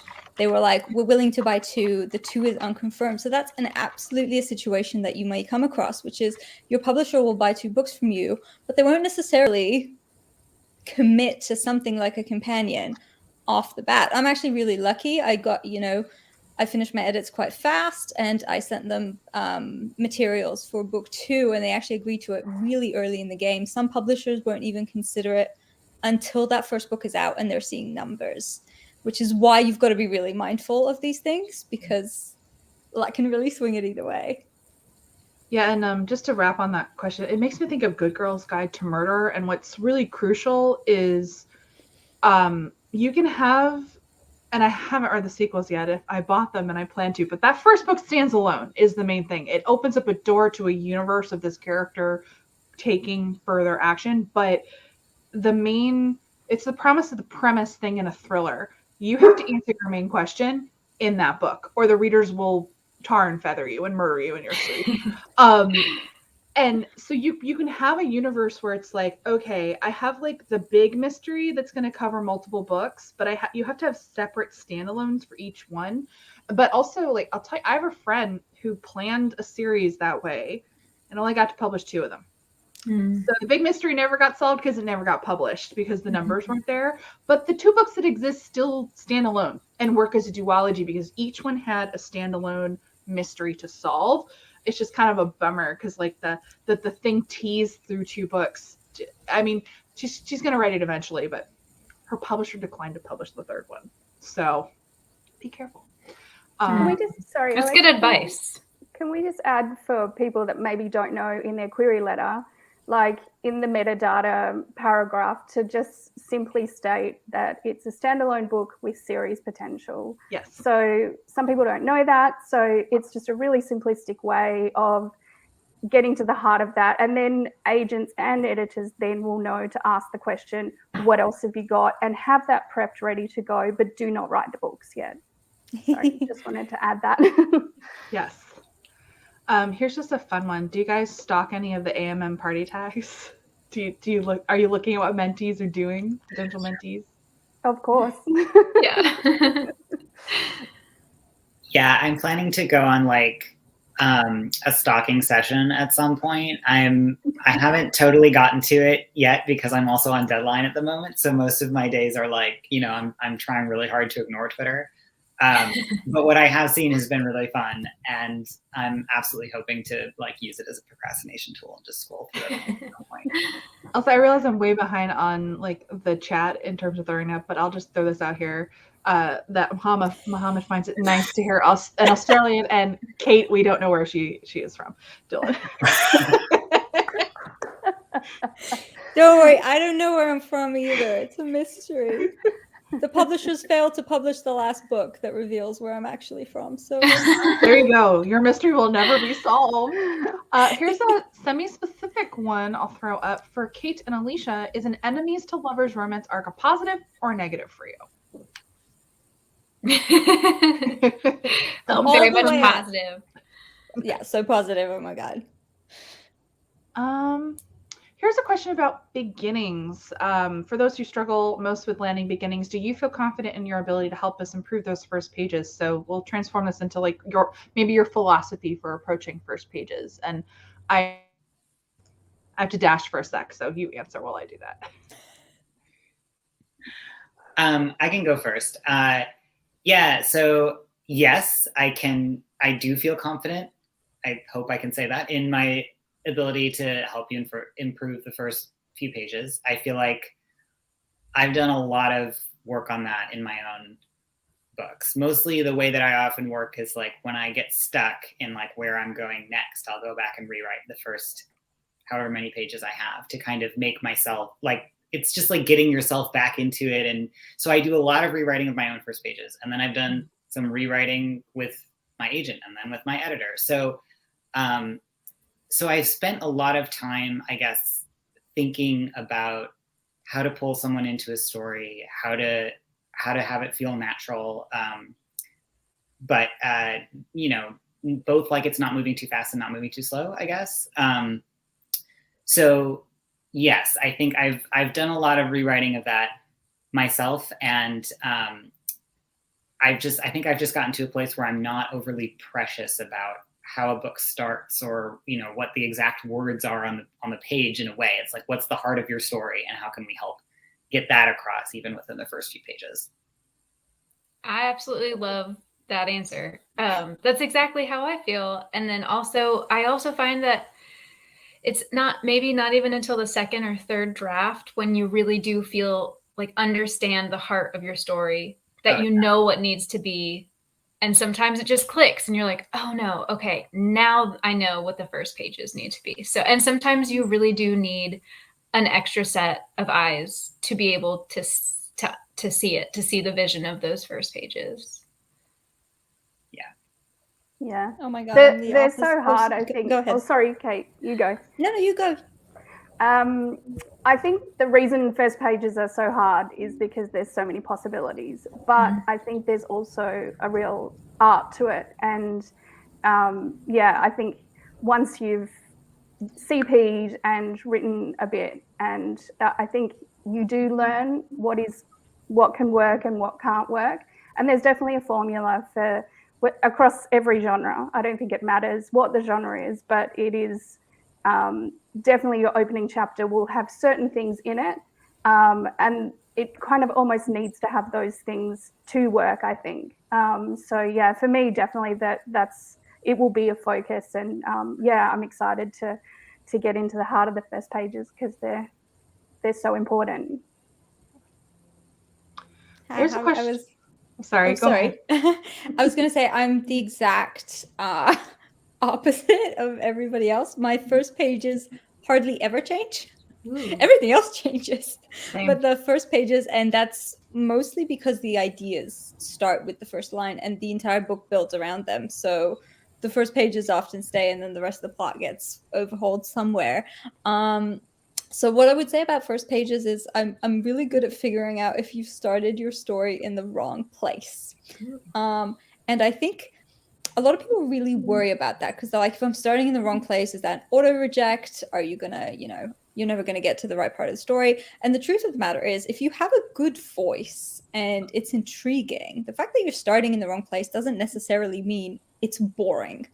It just means that, maybe I get to chapter 5 and I go, actually, now that I see where you're going with this, we could probably lose or combine or move around the first couple of chapters. You don't need those.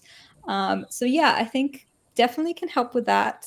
But something to keep in mind is just as you're giving your pages that last glance over is make them as engaging as possible so that even if you are starting in the wrong place, you're not boring anyone. We got a question about anti-manuscript wish list. Is it if someone has something on their anti-MSWL, is it an absolute no? Don't sub. It's not like, well, maybe they'll like my story because it ticks off other items on their manuscript wish list. I feel like feelings and thoughts on this differ, and this comes up with querying agents as well. So, do you guys have thoughts? Yeah, I'll go first. For me personally, I kept my anti-MSWL fairly narrow. So those are just things I'm not going to look at. I'm not going to look at a book that has a weight loss arc. I just don't really care how you do it. So there are those things for me are pretty likely to be no's. I mean, it's sort of up to you in a way, I guess. If you feel like you really, really, really want to submit to me anyway, that's fine. But I would suggest caution because I don't want you to blow your chance to work with someone else. So yeah, I think for me, it's like those are pretty much auto no's. If there's something like, I think in another part of the profile where I say like, well, I'm more likely to go for this if it's queer, but you're like, but I really, really want to submit to you because I think you like other aspects of my story. Sure, go for it. It's not like I won't look at it if it's in this genre, but it's not queer or something. That's not the case. Yeah. I also kept my anti-MSWL list pretty short. There's just a handful, and most of the things I put on there because I know that I wouldn't be a good mentor for it. I put on a novel in verse. I am not the writer to help you do that, and I would rather you, like you said, like use that spot to submit to someone else. Yeah, I think use your judgment. Something like a novel in verse. I think I've got novels in verse on my no submit list as well. That is something so specific that if you don't have the skills to help with that, you just don't. Whereas there's a couple of items on my do not send list, and I've gotten this question on Twitter as well, which is I've got things like werewolves and fae, for example. And so somebody asked me, what if there are fae in this world, but they're not the main characters? And for me, that's actually more borderline and probably fine. It's in the same way that you'll see a lot of people say, no mermaids, but, you know, if you're a fantasy at sea and your main character runs across a mermaid for 5 minutes, that's mostly not going to bother most people, even if they hate mermaids. It's if your main character is a mermaid that you're probably going to struggle with that. So use your judgment. A novel in verse can't be a background element. Yeah. A werewolf can be a background element, and therefore it's much more likely to sort of get past the test. Whereas things also like if somebody says, for example, sexual assault, don't try to skirt that line. That is a hard no. Content warnings are a hard no, usually. Yeah. 99.9% of the time. I would agree. But also it's also so tricky because you have to drill down to the why. Your example is pirates. I'm someone who might put something like that on an anti-manuscript wish list. But you got to drill down to the heart of it. Is it, there could be a pirate in the background, whatever. But like, I just don't emotionally connect with seafaring fantasy adventure. So that's really and I know I'm not mentoring this round, but I have put on my anti-WSL in the past, like adventure fiction. I do not connect emotionally with quest novels. And it doesn't mean never submit to me if you're hitting every single other thing, but you're just, be careful. If it's a central element of your story, you're decreasing your odds of connecting with that mentor. Yeah. So yeah. I had like a brain thing. Oh, so on the theme of opening pages, we got a couple other questions relating to that section of the manuscript, but I'm going to jump around quickly and put this one up. Then I'm going to add, or actually, I think young adult and adult are going to bleed into each other, and Taylor is backstage. So I think I'll just add Taylor if everyone's cool with that. Hi, Taylor. Hi. It's too weird having you sit back there. So hi, Taylor. Welcome. Do you want to briefly introduce yourself, and then I'll throw up the next question? Sure. I'm Taylor. I am an adult horror thriller mentor, and I'm represented by Triada.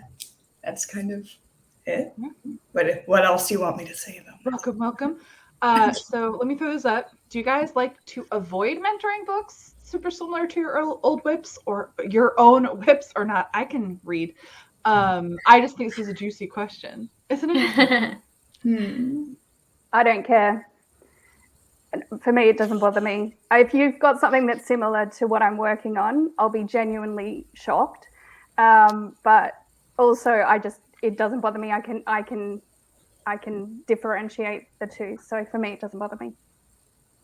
Yeah, I mean, I feel like it depends on how you define similar. Like if I read this and I'm like, wow, it looks like you lifted my Goodreads description and wrote your own book. Yeah, I suppose I'm going to be a little offended. But like, I think what you're really asking is like, well, if you write, a rom-com featuring a trans character and a largely gay cast, like, no, I don't care. That's fine. If it takes place in the Midwest, great. I also don't care. That's fine. Like, it's just, I think like if what you're trying to ask is sort of, is there a way in which what you're writing seems like it could be a really good fit for this person, but what if it's too similar to what they write?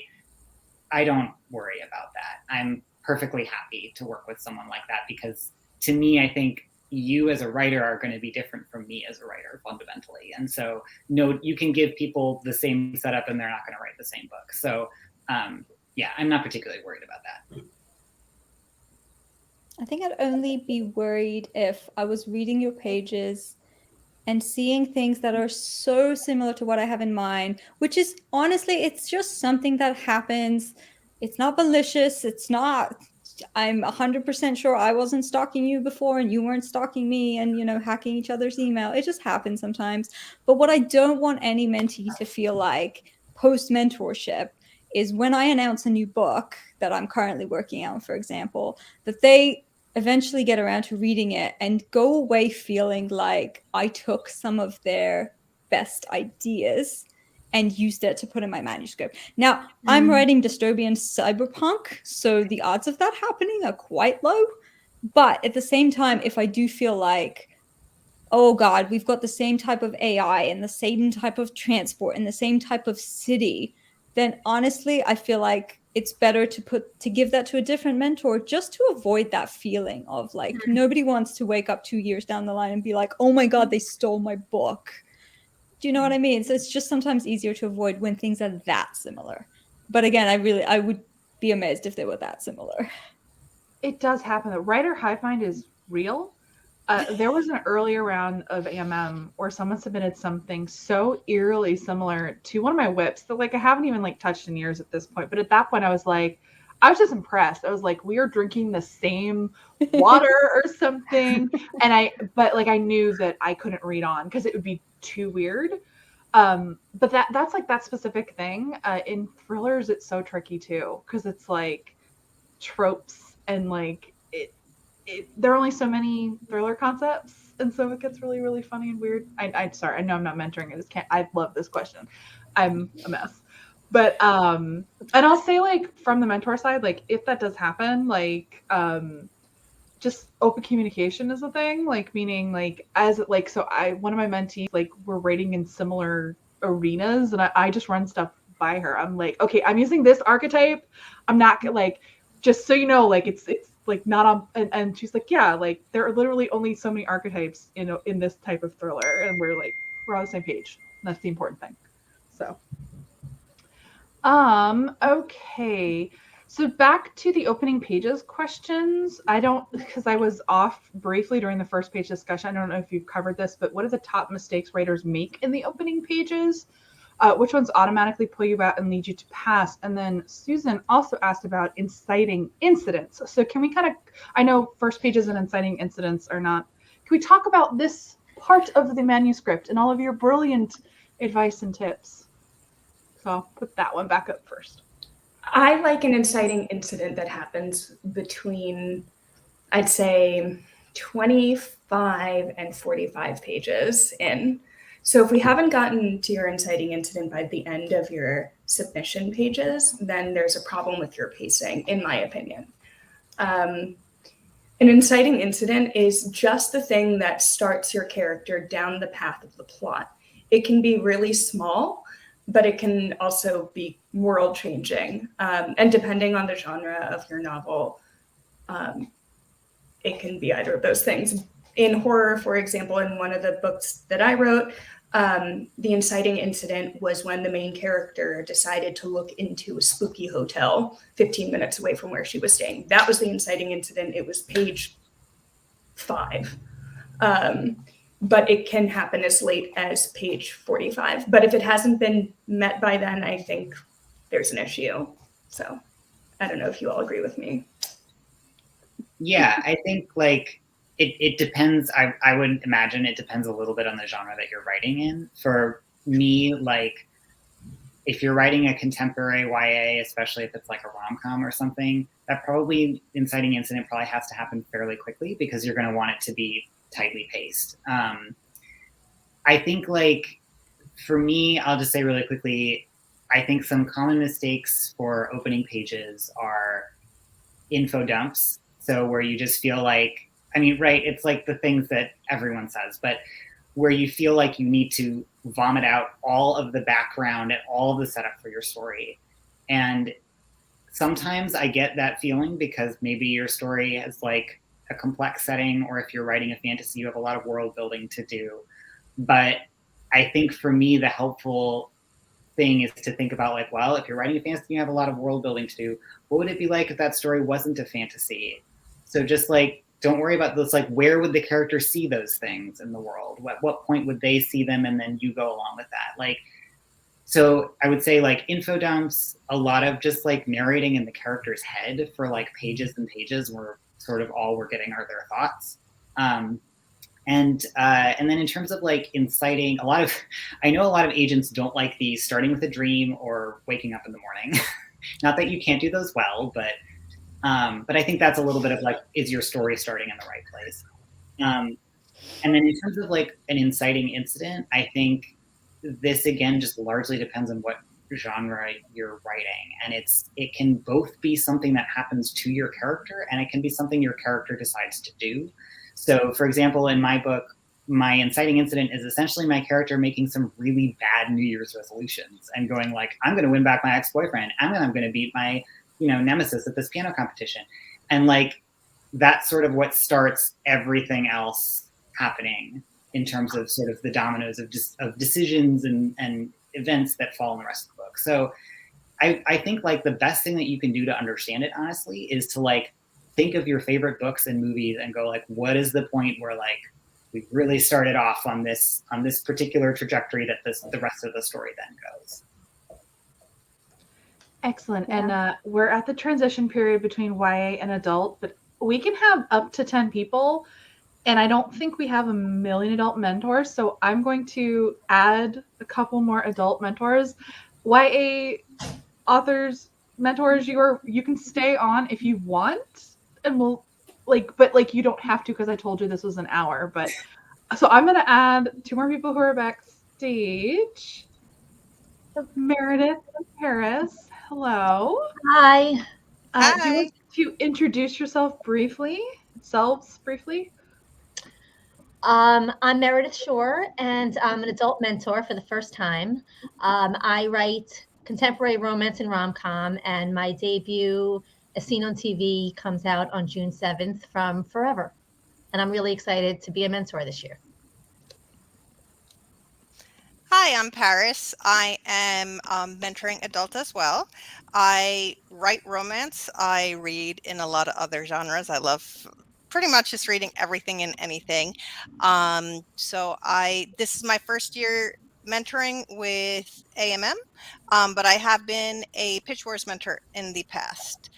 So love mentoring, love helping, and I'm excited to be here. Awesome.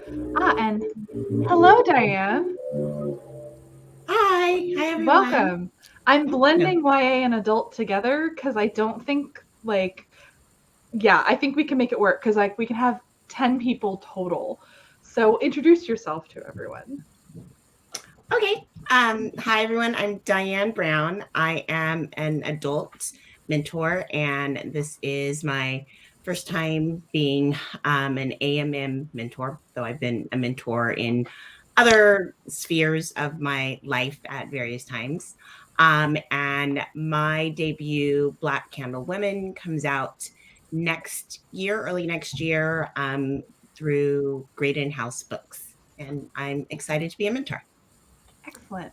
And to kick us off, we were just talking about first pages and inciting incidents. And if any of you that I just added have thoughts on that, you're welcome to throw that in. But I have a question from much earlier in the chat that we had in the middle grade section that I think is interesting for everyone, which is the common thread linking successful mentees together. Essentially, what for you signifies that like a manuscript and a mentee is like the right one to mentor? Is it mastering voice? Is it compelling ideas? So what makes something click and sing for you when you see it?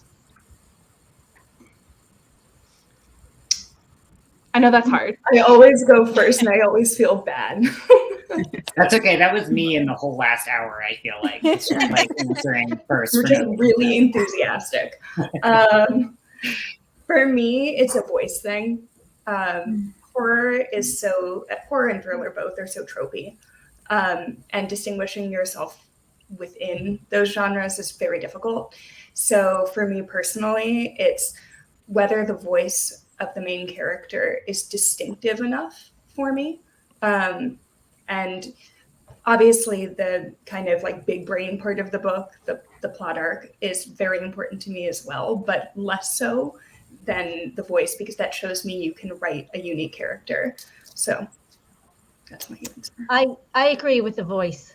If I'm reading something and the writing style, the voice draws me in, and I just want to keep reading, even if I'm editing it in my head, if I want to keep reading it, that to me is something that's worth pursuing and working on. Yeah, and I would say like I don't feel like you have to have mastered voice. Like it needs to be compelling, but it's something that you can continue to work on, and I feel like it's probably something we're all continuing to work on, because I feel like it just develops the more that you write. So like it has to be compelling. It has to like be relatable. It has to like want me to keep reading, but it's okay if you don't feel like you've mastered it, because I don't expect you to. I haven't. Oh, and even at that, it changes all the, I mean, voice Oh, yeah. encompasses so much of our experiences and stuff like that. So your voice is not going to sound in 10 years what it originally sounds like, just because you've gone through so much. You're at a different stage in your life and had different experiences. So it's consistently changing, no less, which makes it even harder to master. Yeah. I'm going to say, in addition to voice, which is, I agree, it's so incredibly important in drawing somebody into your work. But I'm going to say a thread I saw. So I actually went through pitch wars, and sort of we had a big master Slack where lots of the mentees kind of talked about their experience, and in particular about how much they were rewriting. And I remember being really surprised because some people were literally rewriting 70, 80, 90, sometimes their entire book during the process.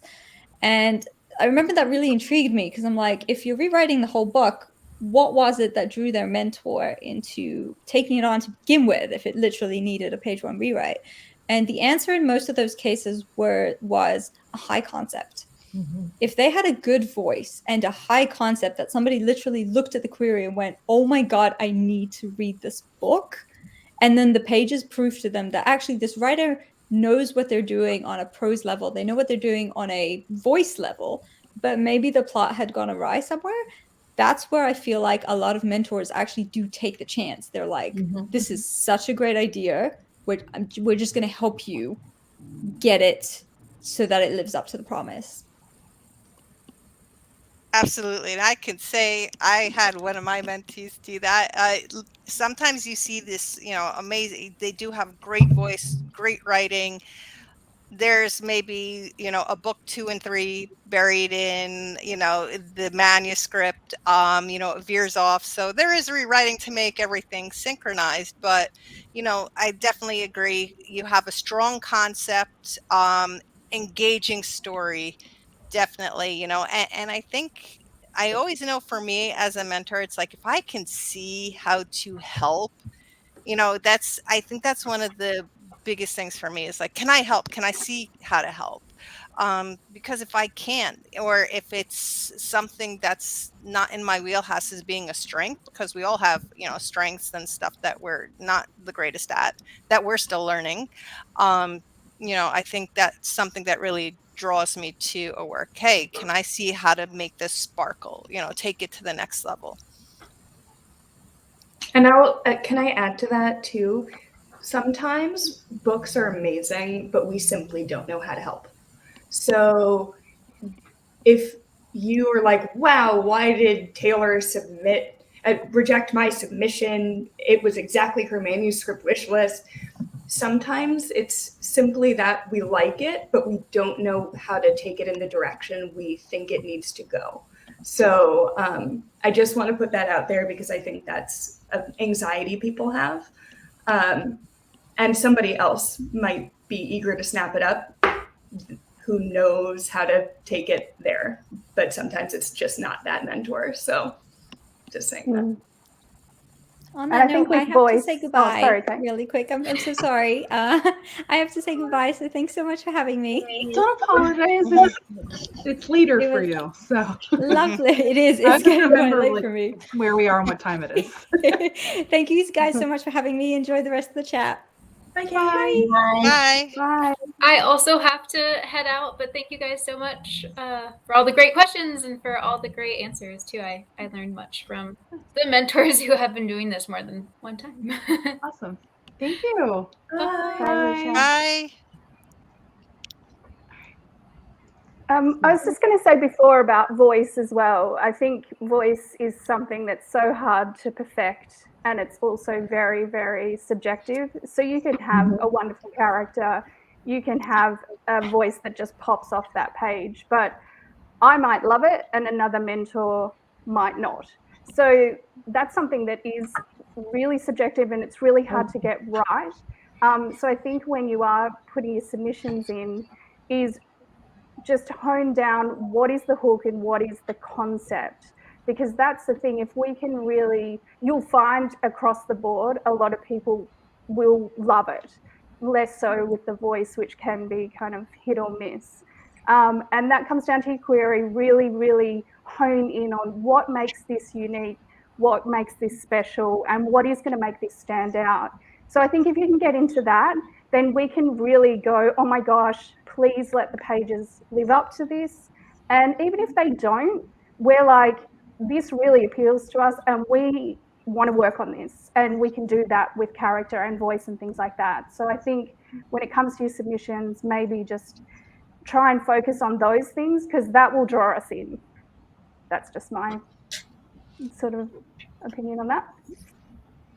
Yes, all those things. I would agree. I mean, this is different than if you were sending something to an agent, right? We are looking to figure out where we can help your manuscript and grow it, and so we're going to look for where those opportunities are to match our strengths with that. So I think along with a voice that's and a story that's compelling, I think I am going to be thinking about where I can really help a project to grow.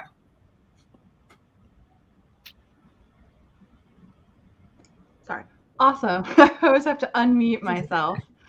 Okay, so we got a nice little collection of questions. Some of them are a little more like form-based, like process-based. I can start to answer this and then you guys can jump in.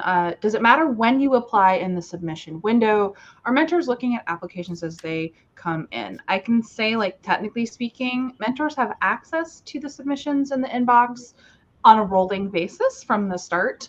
Some mentors choose to look once everything is in, but for the most part, they are looking on a rolling basis. But it doesn't really matter when you apply, because I have shortened that window on purpose as short as possible, so that people, like, if the submission window were a week, yeah, it might be likely or possible someone would fall in love on a day 1 or 2 submission and maybe then wouldn't look at a day 6 or 7 submission. The window is like 48 hours.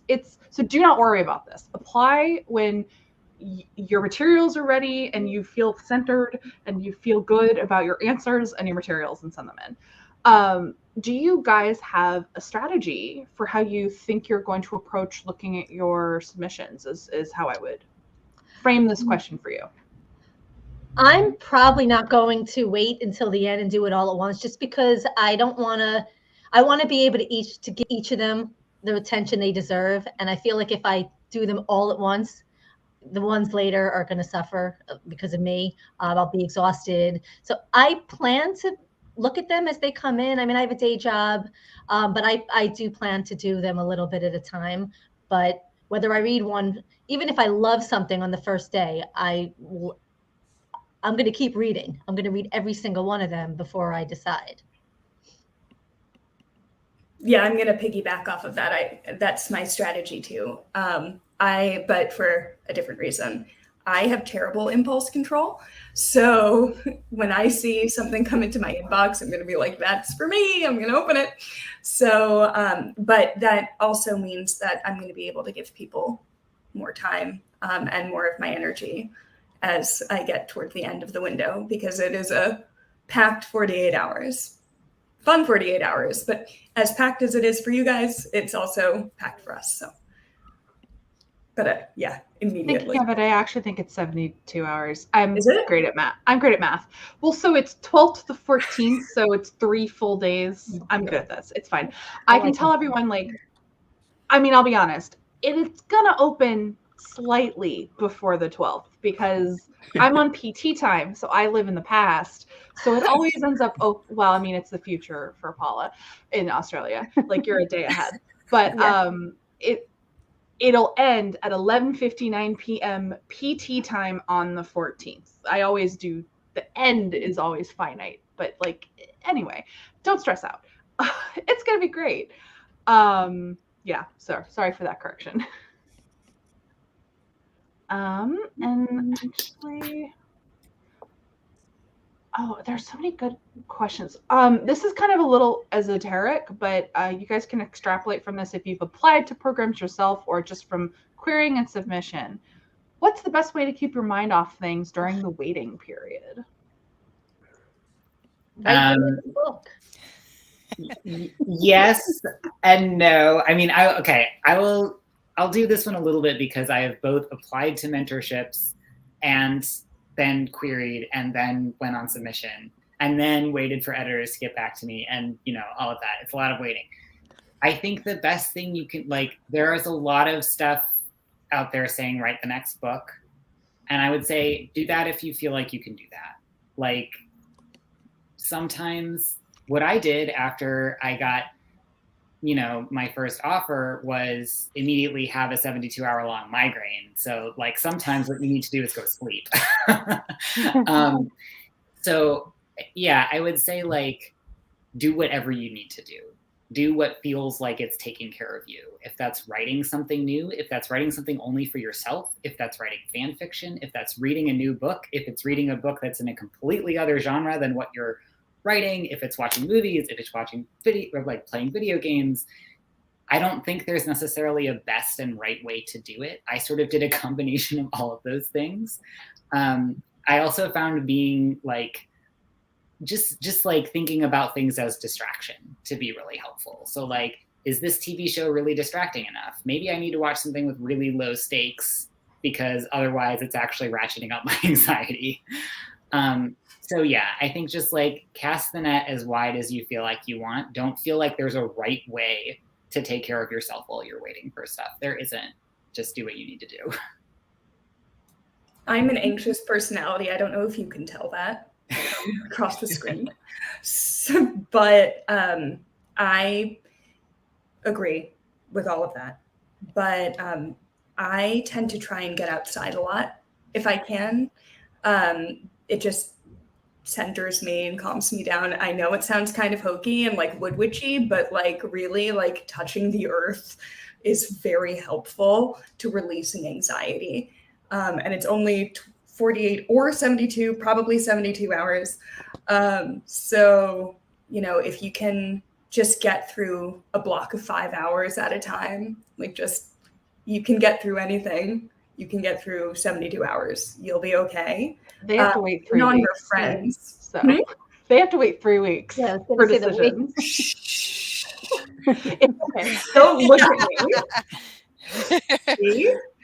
This is why I'm glad you're here. Do they really? Well, if we request fulls though, they'll know, right? They know that a full has been requested, but not by whom. We like mystery. And I will also say, this comes up every single time, people will request fulls right up to the end. So don't take not getting a full request immediately as anything. I mean, we've had it like down to the last day before. So, and every once in a blue moon, a mentor will choose something without requesting a full. It's rare, but it does happen. So never say never. And I know it's so stressful for mentees. I'm so sorry. So sorry. I mean, the unfortunate truth is like get used to it in a sense. That sounds like super harsh, but like that's the truth. Like that's just what publishing is. There's like long, awful waiting periods. And like I mean, like half a year, almost a year. Yeah.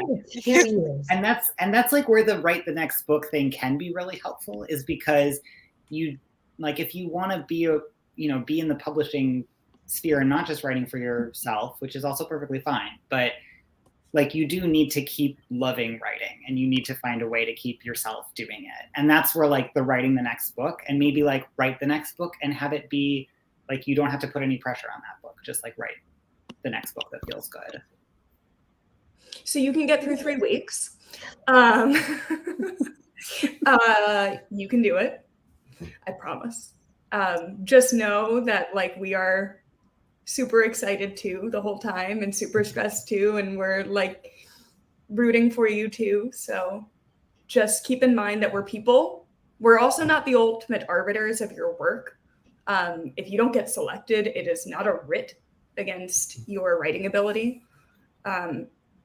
Take everything with a grain of salt, especially in publishing. It is very subjective. You're going to hear that until the cows come home. And it's the truth. So get outside, do some writing, watch some TV if you can. If you have kids or dogs or cats, hug them. Find I other like hugging people. cats. Find other people that are going through this as well. Community is everything, whether you're in sub, querying, doing mentorships. Just if you can find those people that are going through the same thing, it's everything. So it just really helps to know you're not alone, I think. I think the best part of this is community, whether you're selected or not. I made so many friends through doing in my dark ages days of mentorships because I'm publishing old. It was in the era before all of these mentorship. I mean, ish. Anyway, that's how you meet your people through like blogs and because I'm old. Anyway, related ish. This is because this is just gonna like scratch the itch of all the questions the mentees have. Do you tend to look at AMM party tweets of a potential mentee, and has that ever influenced your decision? / I'm going to combine this with, do you have to have social media as a mentee? So like, can you talk a bit about what, like, are you going to be Google stalking people and like what influences your decision / like tips? I just have to go grab something. So I'll leave you with this one. Well, this will be my first time, but I anticipate, I mean, I care about the story and the pages. You know, of course, I do want to have some sense that I can work with somebody, but I don't see myself like stalking somebody's social media. You know, maybe if there's a curiosity for some reason or another, but for me, it's really going to come down to, again, do I feel like I can be a good mentor? Will we have a good mentor relationship because of the story and the pages and the connection there rather than elsewhere? I agree with that. But I also want to add that I will probably look at your social media if you have it. It's not a deal breaker. But I'm going to do this predominantly to protect myself. I'm queer. And if I see anything that indicates to me that I should be nervous, we're probably not going to be a match. That's the only way in which it would be delimiting at all. Yeah, I feel the same way about I don't care if you have a big social media following. It really means nothing to me. But if I'm close to making a decision, I probably will look you up just for red flags, for things that will tell me that me and you are not going to be a good match. I'll probably do the same. I know because I am horrible at like those aesthetics. So sometimes I do like to poke around to see, you know, those aesthetics. And I've kind of gotten like FOMO in the past, like, oh no, this looks great. Oh, who's this? Oh no, they didn't sub me. Aw. But I love looking at like that artistic stuff just because I'm like horrible at it. So like I cannot do it to save my life. But it's also it's kind of fun too, because I like to look at them because I like to see in a different artistic form how you view your own work. So those are always fun because sometimes you'll write, but then the way you visualize it, like in making an aesthetic, has a totally different tone. And sometimes it's fun because it also could give me like an idea of something that I didn't think. But I don't like stalk or anything like that. Mostly like for everybody else, it's kind of a red flag, you know, looking for any red flags when I'm coming close to picking, you know, somebody. Awesome. Just quick to clarify, do mentors request multiple fulls? Yes, they can request as many as they like. I don't know, like I'd say the average mentor only actually reads all the way through a few fulls. You know, there's only so many manuscripts you can read in the period, but and we have a shared system. So the mods will request, so you won't know who's requesting, and one mentor, you submit to 4, so one of those mentors may put the full request on it, and then any of the other 3, like any of those mentors, can then access the full. That's how AMM works. We like collaboration and sharing. It cuts down on a lot of the red tape for everyone. So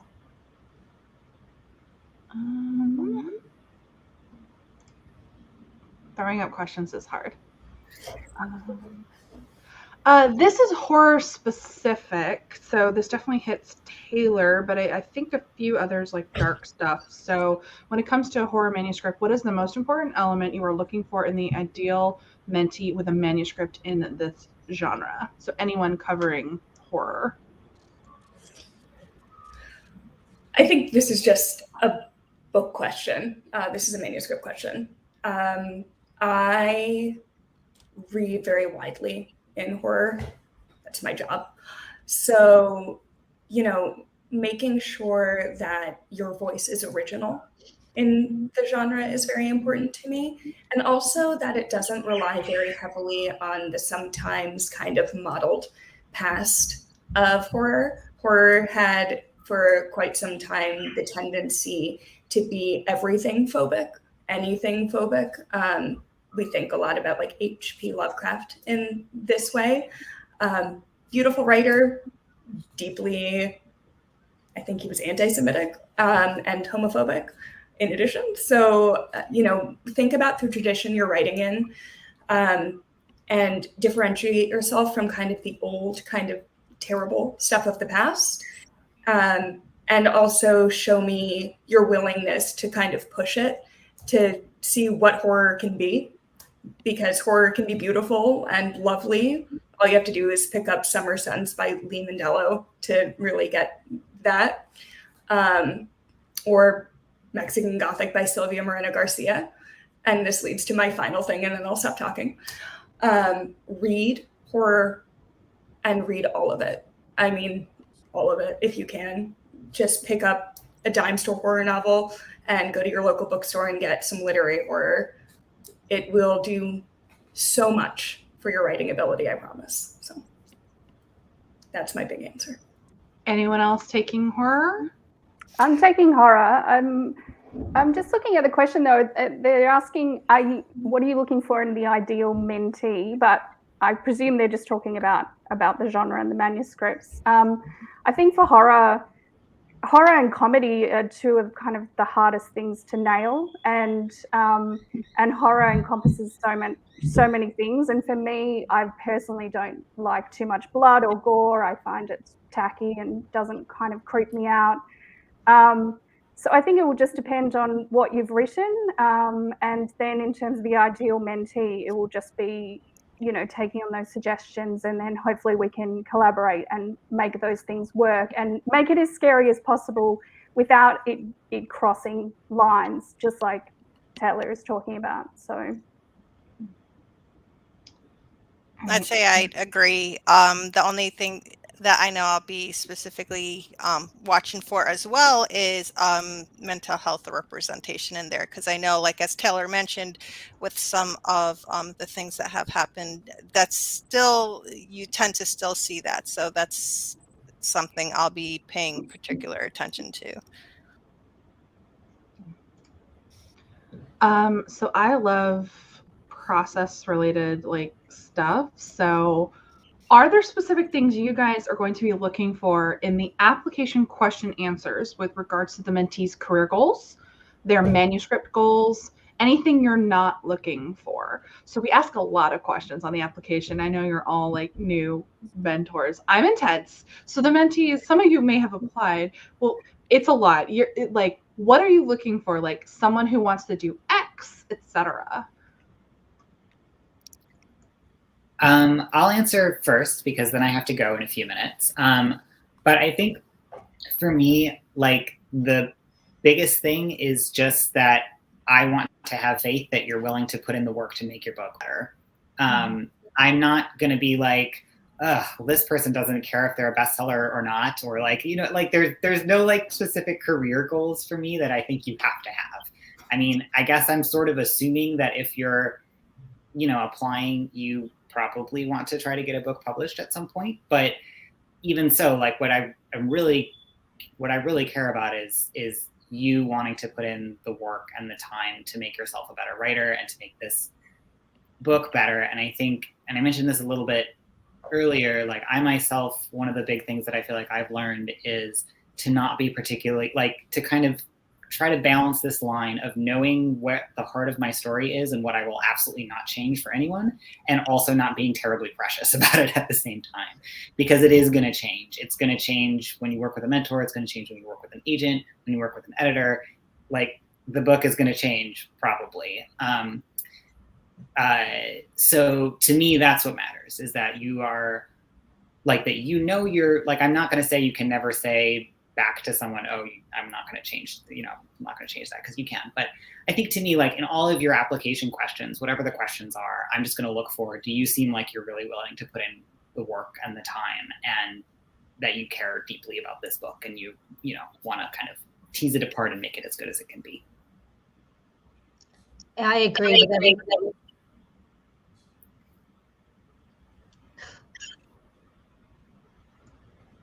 Yeah, I think willingness to work is really important, and like the longevity of that is important, because when you get into writing as a career, you don't work with agents forever. Agents are great, but their predominant job really is editing your book, and then the editors are called editors. They edit your book, so you just have to be willing to constantly be working on your book. So I agree with that.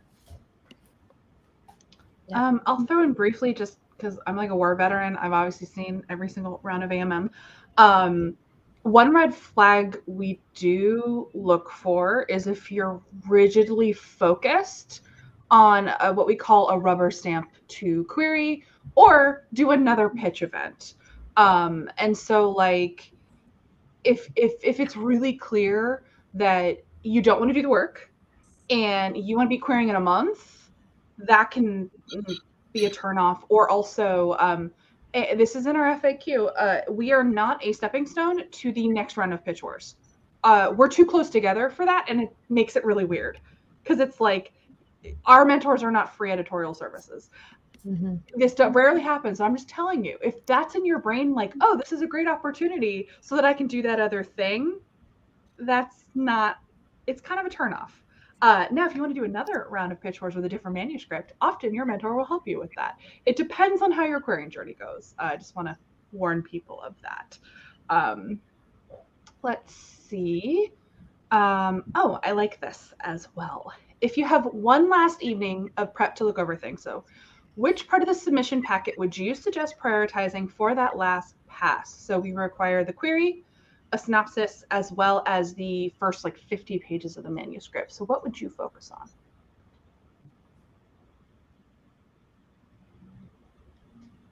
I would say probably the query and maybe the first 10 pages. Like, I mean, hopefully you've already revised your book a little bit yourself. But I think just like, look for things that are really easy to have slip through the cracks. Like, even just like major typos in your query. I mean, it's not gonna, like, I'm not gonna throw out a query because there's a typo in it, but just like, I think look at those opening pages with as fresh an eye as you can, and really try to put yourself in like someone who hasn't been looking at the story for the past 6 months or 6 years or however long you've been working on it. Like, think about a reader picking it up for the first time who has no idea what this is about, and then look at your query and look at, say, the first 10 pages like that. Because for me, if the story sort of goes, like, it needs more work as it goes on, that's fine. But like, you know, I think you want to kind of focus on those early pages that mentors are going to, that's what you want to pull somebody in. I agree. Like, try to not give us any reasons to stop reading. So whether it's making the query as interesting as possible to get us excited to read those first few pages, or those first 5 pages are so great that we want to read more and more and more. So yeah, I absolutely agree. And if you haven't done it, read your first chapter aloud. You'd be surprised when you read it aloud what you catch. True. Love this question. I was just about to, even if it wasn't submitted, I was like, I need to get them to talk more about what they want to see, because that's fun. What is on your personal bucket list? Or like, what is your personal bucket list book or type of book that you'd love to see in the submission inbox?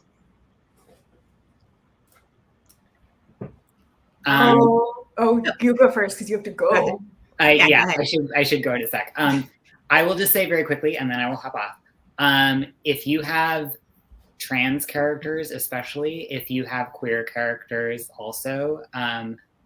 I would really, really love to see that. I almost don't care what genre it is, although I'm not, there are a few genres that I'm really not the best mentor for, and I've noted those on my profile. So if you have those, I promise there are other mentors that can help you better.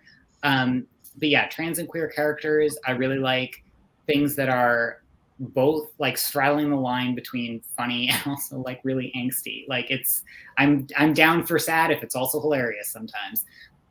So I think those are kind of the big things, and otherwise, like, yeah, just anything that's trans or queer in any of the genres that I have, I think we're really starting to get some more of that representation. But my feeling is it's confined to a few genres more than others. So if you have that rep and it's in a genre that I have on my profile, please send it to me. I really want to see it. And on that note, I am gonna peace out. But thank you so much for having me, and I look forward to getting all of the submissions. Bye. Bye. Bye. And I realized he put an addendum comp-wise, I mean. So you can still answer the general question, but this would also be like a dream comp to see in the applications. This is a really good question. Yellow Jackets. I'm a huge fan. I'm waiting till all the episodes have aired because I don't want to wait, and I've heard it's amazing. Oh, I love it. There are sometimes I'm like, okay, I could fast forward, like like the pacing or something, just like with anything. But yeah, I'm a diehard fan, and it's also like the new season of Dexter has. I love Dexter, so I love all that. So good. Season finale is today. I cannot wait. But there's just parts of, I mean, even like Fringe. I'm a huge Fringe, and more so for like that Walter dynamic with his son.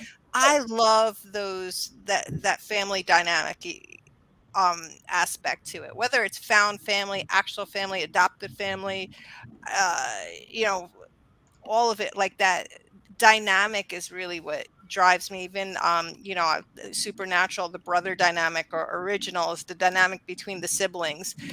It's always the dynamic between not a love interest, but obviously I write romance, so I like that, romance, if you're subbing romance, because I like other things too, but those other aspects. But yeah, I'd say definitely Yellow Jackets would be an awesome comp I'd love to see. For me, I would say there was The Wedding Ringer by Carrie Ray. It's kind of a new release. It's a rom-com, but it's not only about the romantic leads. There's a lot of comic relief with family and friends that I really like. Same thing with Dial A for Aunties by Jess Santos. I love when romance isn't only about the romance.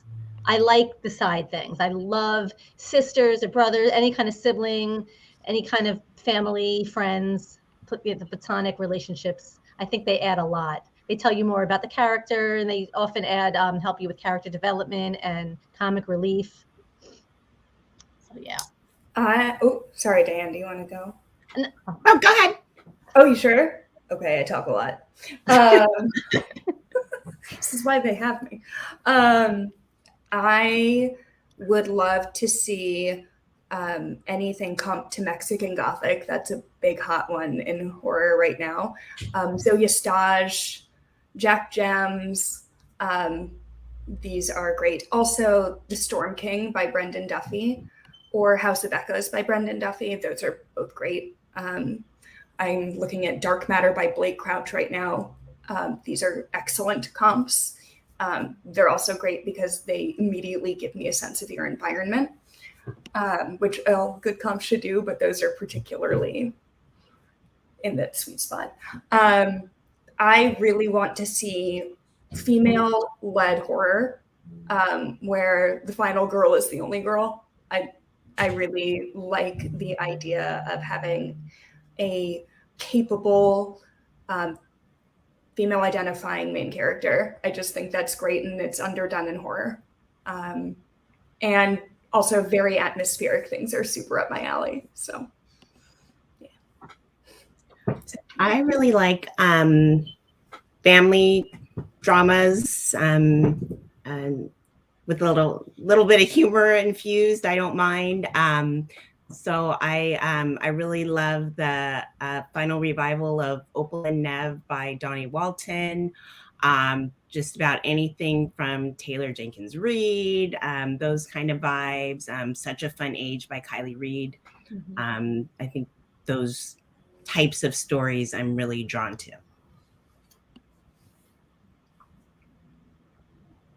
Yeah, I'm doing YA, so there's a couple of like adult titles that I'd love to see in the YA space, like Silence of the Lambs would be one. I don't know how you do it, but that would be cool. Something like Jaws in the YA space, Amityville with teens and a killer shark. Yeah, just I don't, because I'm doing contemporary and I'm doing mystery, thriller, and horror. Yeah, there's so many things I'm looking for, but siblings definitely, sisters definitely, found family, small towns. But yeah, make it funny, make it creepy, and you'll grab me. So and I have to leave, so I'm going to duck out now. And thanks so much for having me, and I'm so excited for everyone's subs. Thank you. Bye. Bye. Now this is an adult-only party in like a not that way. That's so funny she mentioned Amityville, because I live like maybe 15 minutes from the house. So when my son was growing up, I used to drive by and be like, yeah, you don't want to do your homework? Guess where I'm going to drop you off. But he loved it. Like, it's like everybody drives past there. You don't even know it's the house unless you look it up and you're like, oh yeah, that's the house. It's just kind of there. So I'm going to answer a couple of technical questions quickly.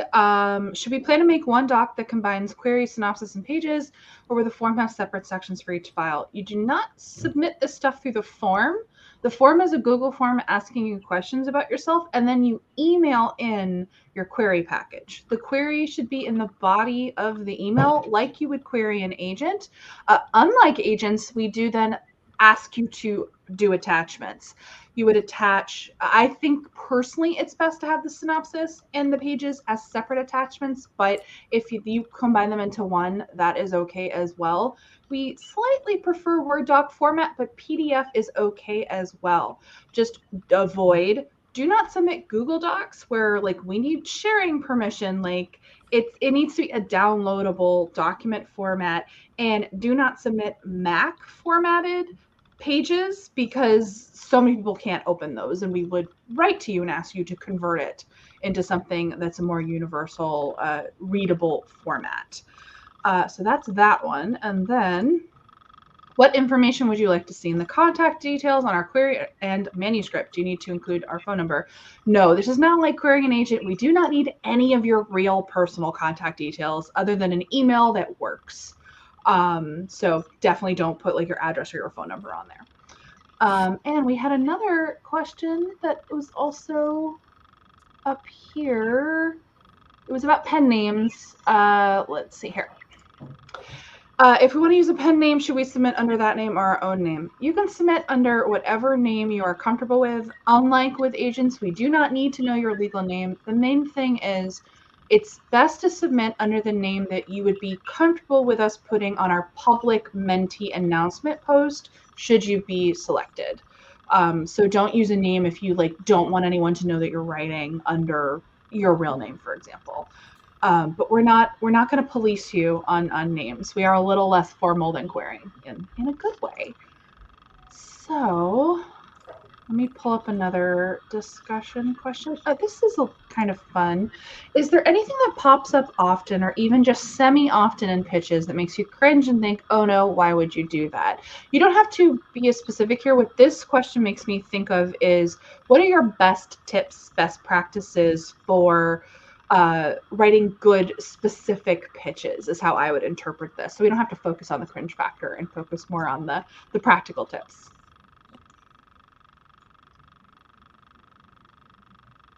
If anyone has anything, I'm sorry. I mean, I would just say,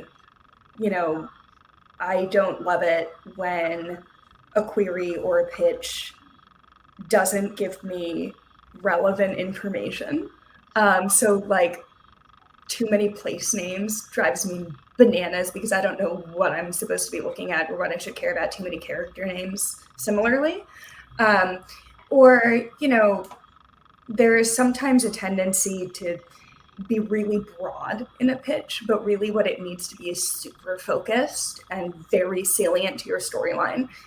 So anytime anything is like in a world, blah, blah, blah, blah, and I'm like, I don't know what that's like. It's like the beginning of Star Wars. Give me very specific information. Yes. I want goals, motivations, conflict, and stakes. You know, just, you know, sometimes I watch like the Pit Mad and I'm screaming at like, what are the stakes? You know, and I just feel like that's really important. I want to know what's going to happen if this character doesn't, their goals are not met. Also, and I don't like when, I've never done this before, but I've heard people complain, like agents complain that when somebody puts down other books in the genre. So if something says my book is like this, but so much better because A, B, or C, that would be a turnoff. Also, rhetorical questions. If it's a rhetorical question, just answer it.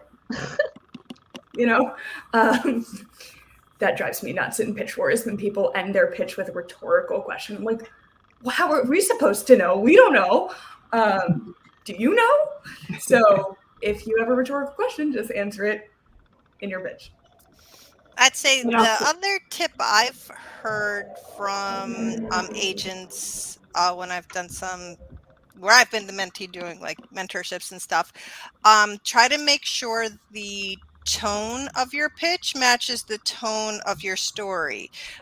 For example, I know sometimes agents, something will come off as light, and I'll say light, and then the actual story is very dramatic, very dark, and they can go in and maybe they requested thinking was something light and feel good, and the two didn't match.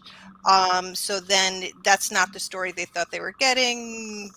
Were they open to that, or were they honestly just looking for something light? So that's just something a tip to pay attention to, is just make sure try to make sure your tone closely matches to what the tone of your story itself.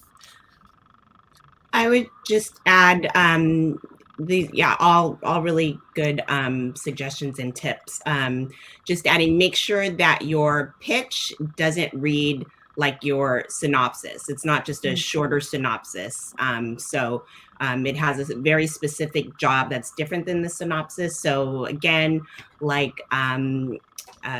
Taylor said, be very focused, or Meredith was talking about those, getting to the stakes, and you want to hit on those things in your pitch to really hook us into your idea and your story, and get us interested in those pages. That actually, the tone thing makes me think of this all my years of seeing all the submissions, using a title that is already the title of, especially when it's a recently published book, I always go, you didn't check this on Amazon or Goodreads. And titles generally, to the tone thing, don't have a title that tonally doesn't match your manuscript at all. This is something I'll see where someone has like a serious YA, for example, but the title's a cutesy middle grade title, and it's just like this weird cognitive dissonance. It doesn't mean your titles have to be perfect, by the way, but always be thoughtful about what you title your manuscript, because it's in the subject line, and that's what agents see as well. Agents, like a good title or a bad title, can color the impression that someone has of what you are submitting. My other one, just from my years of war stories, from the cringe factor, similar to don't talk down, punch down on other books. Don't be cute with own voices, meaning it's not that often, but don't think you're being clever by saying, like, we've gotten some responses that make it clear that you're being flippant about diverse stories and stories by marginalized creators. Like, it's just not necessary, and it doesn't set anyone off on the right foot. I know that's very specific, but every single round, like, Don't bring it up if it's not relevant to your story or your life. And you are also never obligated to say anything about yourself that you don't want to say, which I agree, the name thing is such a dilemma for non-out trans and NB writers. So never do anything that you're not comfortable with, and feel free to communicate with us. Like, you know, I want to write under this name, but for an announcement, it would need to be this name because I am not out. We are always like, we're very sensitive to this. So feel free to communicate with us. We understand that you don't owe us anything about yourself or your life. So yeah. We're agents for that matter, I'd like to say. You don't know anyone anything. So yeah. Let's see. This came up before. I'll just throw it up again. We're not going to police you on this. I think double spaced is nice. It's better than single spaced, but you're not going to be in trouble if you don't double space your synopsis. Here's just an industry question. If you query an agent with one manuscript and get no response by the time you're ready to query the next manuscript, how do you go about querying the next manuscript?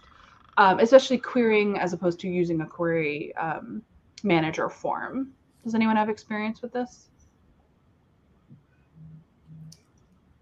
It's a time thing, but also sometimes not a time thing. That's ridiculous an answer, but some agents won't get back to you for 6 to 8 months. Some don't get back to you for a year. Check the agency policies. Typically they'll have a time range. If they're like, hey, after 3 months, consider it CNR, consider no reply. So, you know, that's one way. If they don't have that, after 6 months, that's typically when you say, okay, I'm going to send it again. The other thing is, speaking from experience from working with my own agent, she'll be like, hey, I got 200 queries yesterday. There's no way they're keeping track. So if it's been a certain amount of time and you're fairly confident they are not interested in your first manuscript, feel free to send another. You can always, they're also people. So if you email them in the same chain and just say, hey, did you receive this? If, you know, they may or may not respond, but some of them are super charitable and be like, yeah, thanks, not for me.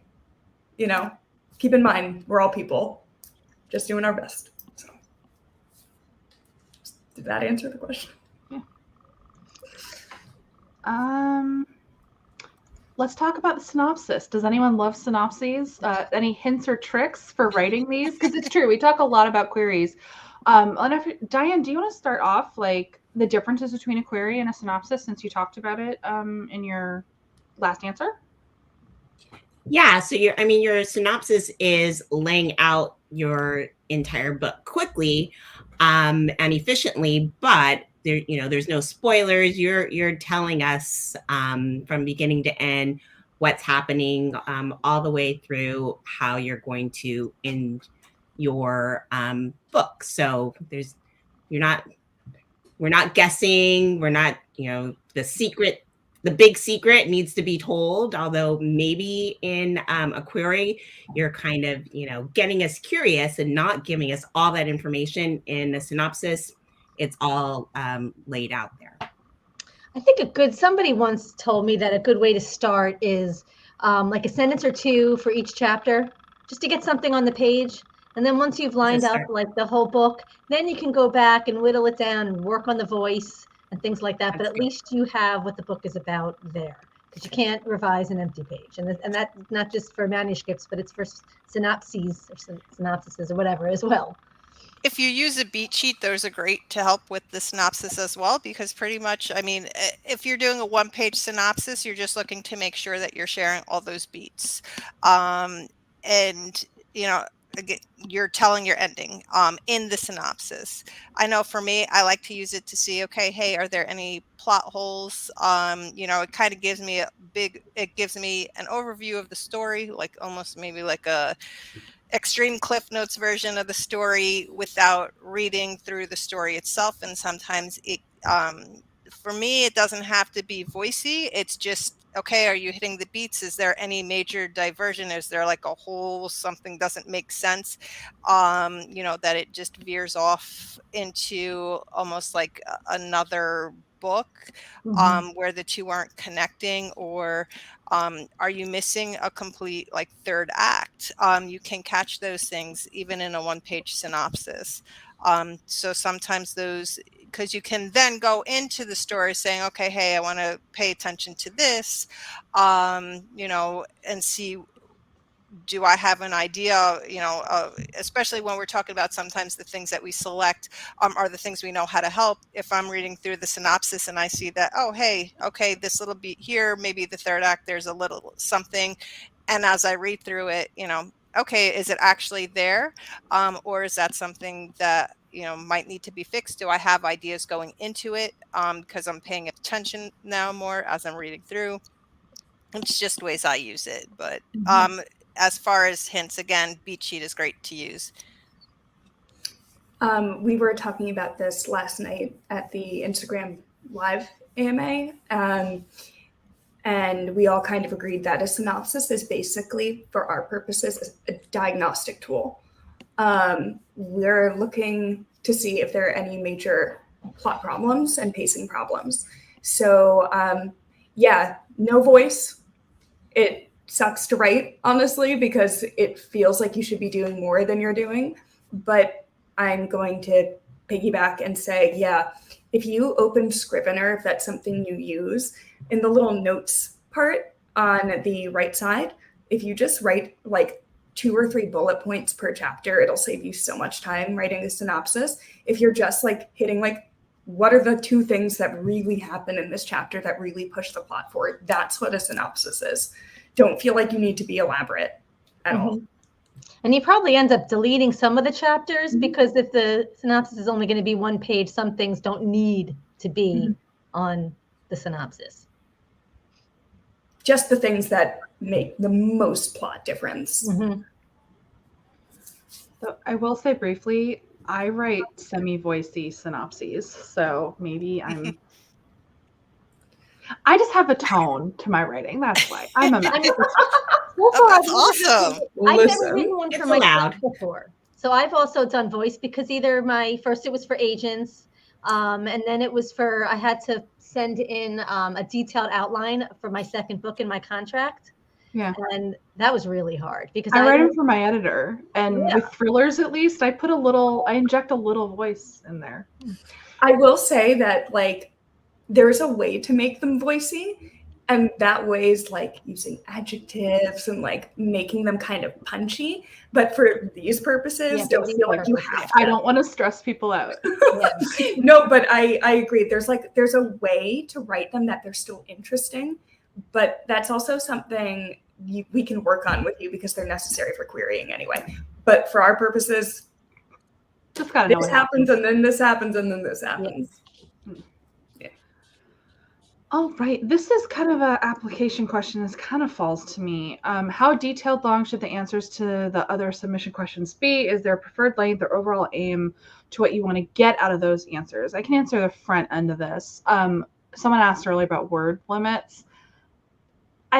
I don't think technically Google Forms has a word limit if I select paragraph as an option, but you can break a Google form in the sense of when it populates into a spreadsheet, you can write so much text that we can't read it on the screen. So just don't write an essay for every single answer. I'm not going to limit your soul and tell you like, no, be brief. We like information, but just don't give us 1,000 words for every single answer. Question mark.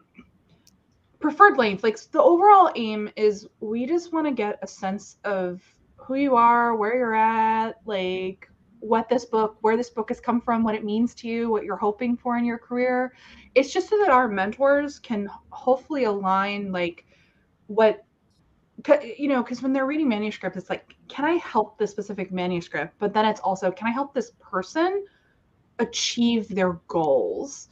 Can I help them along in the process? And so we're looking for like, are you on the same page in terms of like where you want your career to go? Do they even have the skills to help you with like, you might be naming agents and publishers that just really aren't in their wheelhouse. It doesn't mean that the mentor couldn't maybe, that's more what we're looking for. And also things like aligning on work styles. I know that you guys are all new to mentoring and AMM, but do you have thoughts on like what you hope to see out of what mentees will say about themselves on our application?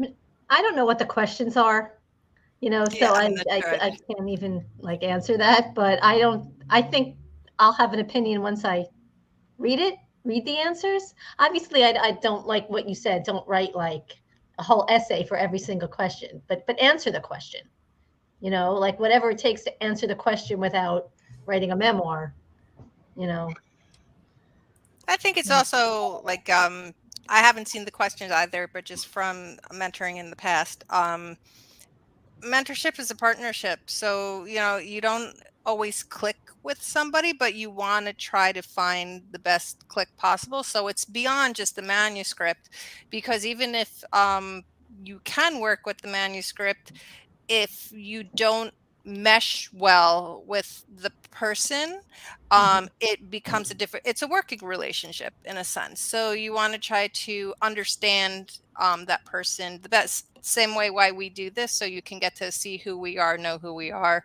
and see if you possibly want to sub us based on our answers, how we present ourselves or whatever it may be, because you'll be working with us for a while. So if you don't click, you try to do the best you can. It's a fine balance. A lot of it is vibes. So how you answer a question like can tell us a lot about you. That isn't meant to sound like pressure. It gives us a snapshot of like your thought process and like how you express yourself. Also, I'll say we have a section where we ask you what else you're working on. And I've like picked someone based on their whips, like meaning I've been like, it's not just this, but I am vibing off of your next 3 like ideas. I want to talk to this person. So we love to get that kind of information. Like, what else are you passionate about? Like, what else do you, it's not just this book. What's the next book? It's books that you've queried previously. Like, we love to have those little nuggets of information. All right. So we have about like, we should be wrapping up. Like, we got it like 5 to 10 more minutes since the stream actually technically started a little bit late. So last couple of questions. Comps are not my strong suit. How best do you go about figuring out your comps?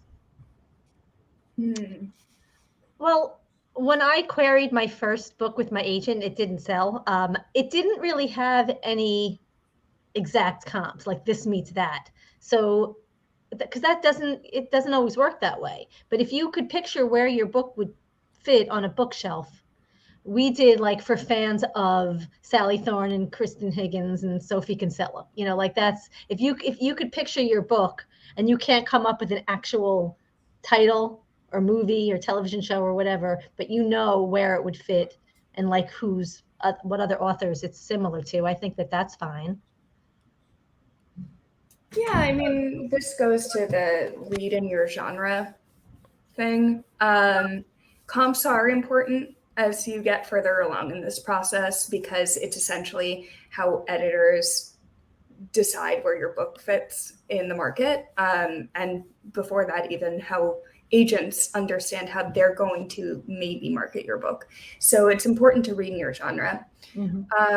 If you're still having trouble, one of the best ways is to take a book that you kind of think might work and put it into Goodreads and look at the recommended part of the page when you search for it, because that kind of gives you some tangential ideas. That's how I came up with my comps for my first book, which I didn't end up placing with an agent, but it worked for my second. So that's what I'll say for that, I think. I like that. Goodreads is great for some things. For something. For some things. Yeah, ultimately you want to think about where it sits in the bookstore. And I personally have used the will appeal to fans of. I like that because you can really strike at like, who is the readership for this, even if you don't have a pitch perfect specific title. And there's a follow-on question here. Are video comps a definite no? Like, are video games a definite no for comps? Do you guys have specific thoughts about media comps? That's a TV, film, video games. How do you feel about them, and how do you incorporate them into comps? We love them. I like them too. Love them. Yeah, I don't mind them. I just, I would want to know, like, what is it? How are they related? Is it similar type of story, or is the tone similar to this movie or a video game or another book or whatever? I just want to understand the connection. And as long as it's something, not so obscure that, hopefully I wouldn't, or most people would not be aware of it. It doesn't, me personally, it doesn't bother me to have a non-literary comp. I'm a self-proclaimed television addict. I watch so much TV. It's a wonder I have a day job and a book deal and all this stuff. So if it's on TV, chances are I've seen at least one episode. So I'm totally fine with TV shows. I might not know every movie, although I like movies as well. But especially if you have a movie and a book, or a television show and a book, chances are I'm going to, understand at least half of it. And then from the rest of the query, I'll probably be able to figure out where it falls. You can also be specific. So it's like, it's the X character of this video game meets the vibes. I mean, maybe don't say vibes in a query, but if of this meets the multi-POV suspense of this. Like, you can say why you're comping it. There are lots of ways to do comps. And I would say for me, I like it something recent. If you're comping something older, it becomes like, for me, it wouldn't matter in terms of like looking at the manuscript, but just thinking about like an agent, or even, the acquisitions editor, if they want to take it in. If it's older, how you market something that's already, in the past. And sometimes, you can almost shoot yourself in the foot if you pick something too popular as well. So for anybody, watching who's sci-fi, when Firefly was popular, that was a huge comp, and so many agents in the past used to grab it and then the books just didn't deliver. Because it was such a popular, it has such a following. So if an agent was like truly a fan, and you're looking at a certain thing, and it's like, well, you have that set expectation because it was so popular, so that if you were somewhat like it, but you comped it, now you already set that expectation of what they think they're going to read versus what they actually read. I think so sometimes too popular can be. Yeah. Well, why are you comping it? I've seen people where they really stretch the comps. So like, if you comp Firefly, I'm expecting a ragtag team. They're going on adventures, and the tone had better be similar. Yeah. But if it's like a serious non-team quest thing, why are you comping Firefly? That's just that example. But I think it was a lot of the tone was missing, or that funny part of the tone felt forced. And what is someone's special sauce, some property special sauce, and do you have that? The question is, do we all agree? That's the hard part. You have to figure out why the agent likes that thing. It's hard. And I just want to say, like, I love Life is Strange, and I almost gave a Life is Strange example. So I love that game. If y'all haven't played Life is Strange, you should all play Life is Strange. It is basically a YA sci-fi video game, and I won't spoil it, but it's amazing, and it made me cry. It is so good. It's a story-based game. Amazing. Narrative. But it has, like, you can rewind time. And wow. Like, it's like Butterfly Effect at How do you boarding school. Oh, I know. It's amazing. Don't tell me new things that are going to suck my time. I know. I mean, the whole it's like an 8 to 10 hour playthrough, but it's worth it. It's like you're getting a novel out of it. It is gut wrenching and like really punches you in the feels. It's really good. I've never had a video game make me cry, and that one. The problem is, I believe you, and now my whole day of my life actually is gone. Taylor, knowing you, it's going to ruin your life, but in a good way. You will love it. It gets really dark. I love this. Don't do this to me. So good. It's gonna ruin you. I don't want to give you more spoilers, but it's really good. Anyway, this is a video game chat now. I think we can wrap up. I guess this is a good last question, just the bumper on the synopsis, and then we can wrap it up. Sorry. if you have world building or a magic system elements crucial to understanding the twist that you're going to put in your synopsis, should you explain the magic system in the synopsis? Sure, if you can. I would also say tentatively yes, as if you can be brief. Yeah. It's like it would have to be like 2 lines or less. You know, like in this world, X means Y, and then if it, yeah, just keep it brief. In the first paragraph of your synopsis, it's totally cool to like kind of lay it out, as long as you're like still in the first chapter, kind of. But then the rest has to be so. And generally speaking to twists, because I do thriller synopses, anything critical to the twist making sense should be in your synopsis. Not every single detail, but the top line details. Because otherwise, like if you're reading the synopsis, the question will always be, if you read the whole thing and you get to the end, you're like, okay, why is the twist a character you didn't mention in your synopsis before this? And that begs the question, is it poorly supported in the book as well? Your synopsis should generally reflect the journey of the book, just not everything that's in it. So also in horror too, like that's a thing. You kind of have to give these things some setup. Otherwise, we're going to be reading it and we're going to be very confused. Yeah. So, I don't want to. I mean, the real test for any book is if you hand your synopsis to someone who knows nothing about your book and has not read it, are they going to be confused? Basically. That is a great tip for applying to any of these programs. I've done that. I've been like, does this make sense? Thank God. What are your... And actually, on my latest one I had to write, a friend was like, why can't they leave? And I was like, oh, I should put that in the synopsis. Thank you. Because in a murder scenario, it's like, why don't they just leave? Is a great question. Why do they continue to subject themselves to these things? Snowstorm in this particular case. So I had to make it very clear. And actually, they asked a follow-on question. I was like, thank you. Now I know I need to further sabotage the situation. This is going to help me with this book.